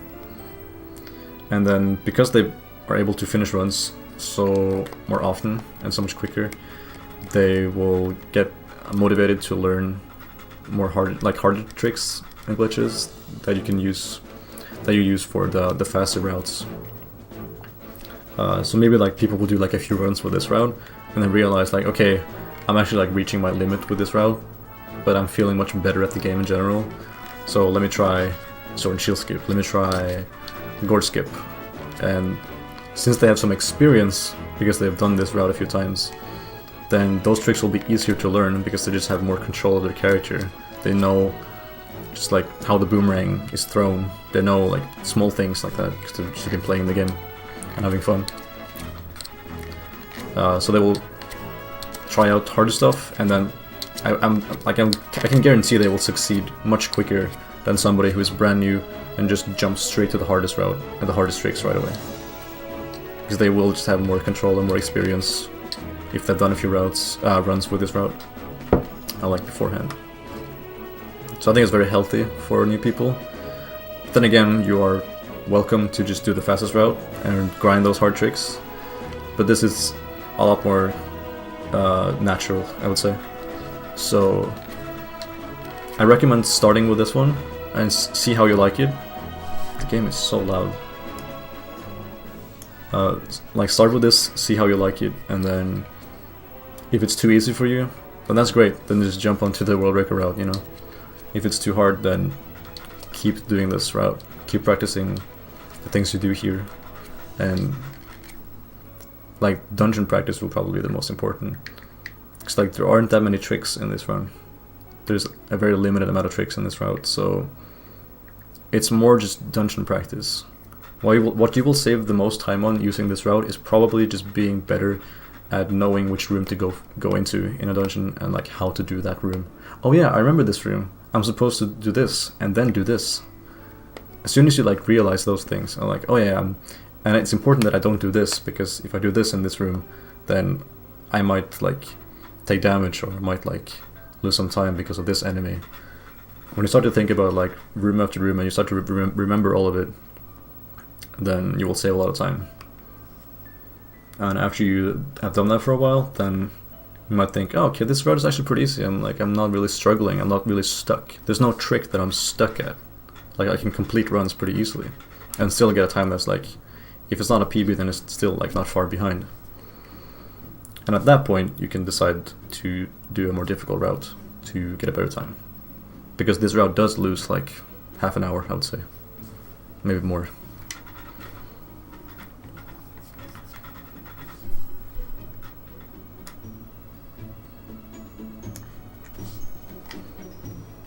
I kind of feel like some people are against them though. They get good attitude. But I think it's way easier to learn these tricks if you've been used to playing the game for a couple of weeks. Yeah, I think just experience with the game is just so valuable. Because a lot of people, when they learn speedruns these days, they don't necessarily play the games like casually before. They just jump right in. And that's okay, but if they have zero knowledge of the game, like if they didn't play it as a kid, if it's a brand new game and they didn't complete it casually first and they just want to go straight to the speedrun, they aren't that familiar with the controls and like just how the game works in general. Whereas for me, like this game, I played it a ton as a kid, so I already knew like how the game worked, like how the animations were like. It was just like, I didn't even have to think about it, it was just so natural to me. So for people that have maybe like, let's say they speedrun Ocarina of Time, and they're like, damn, the TP was a fun game when as a kid, but I didn't really complete the game, and they just played it a little bit, but the speedrun looks really cool. And maybe they did complete the game as a kid, but they haven't played it more than like 20 hours in total, and it's been like 10 years ago.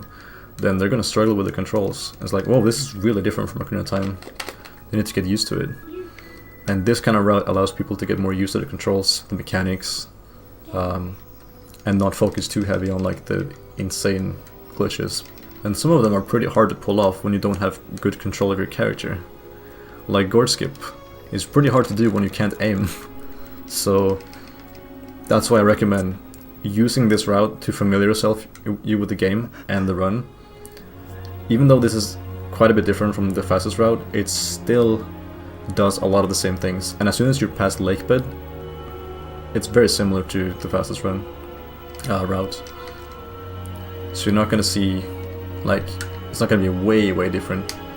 It's just some early game stuff that's gonna be a bit out of order if you're used to watching runs of the fastest route. So just read the guide like line by line, and you should be good.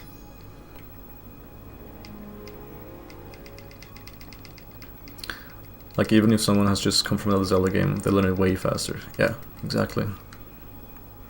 And a decent amount of that is probably mentality, but I just think having a general familiarity with the controls and small similar tricks is super important. Exactly. My thoughts exactly.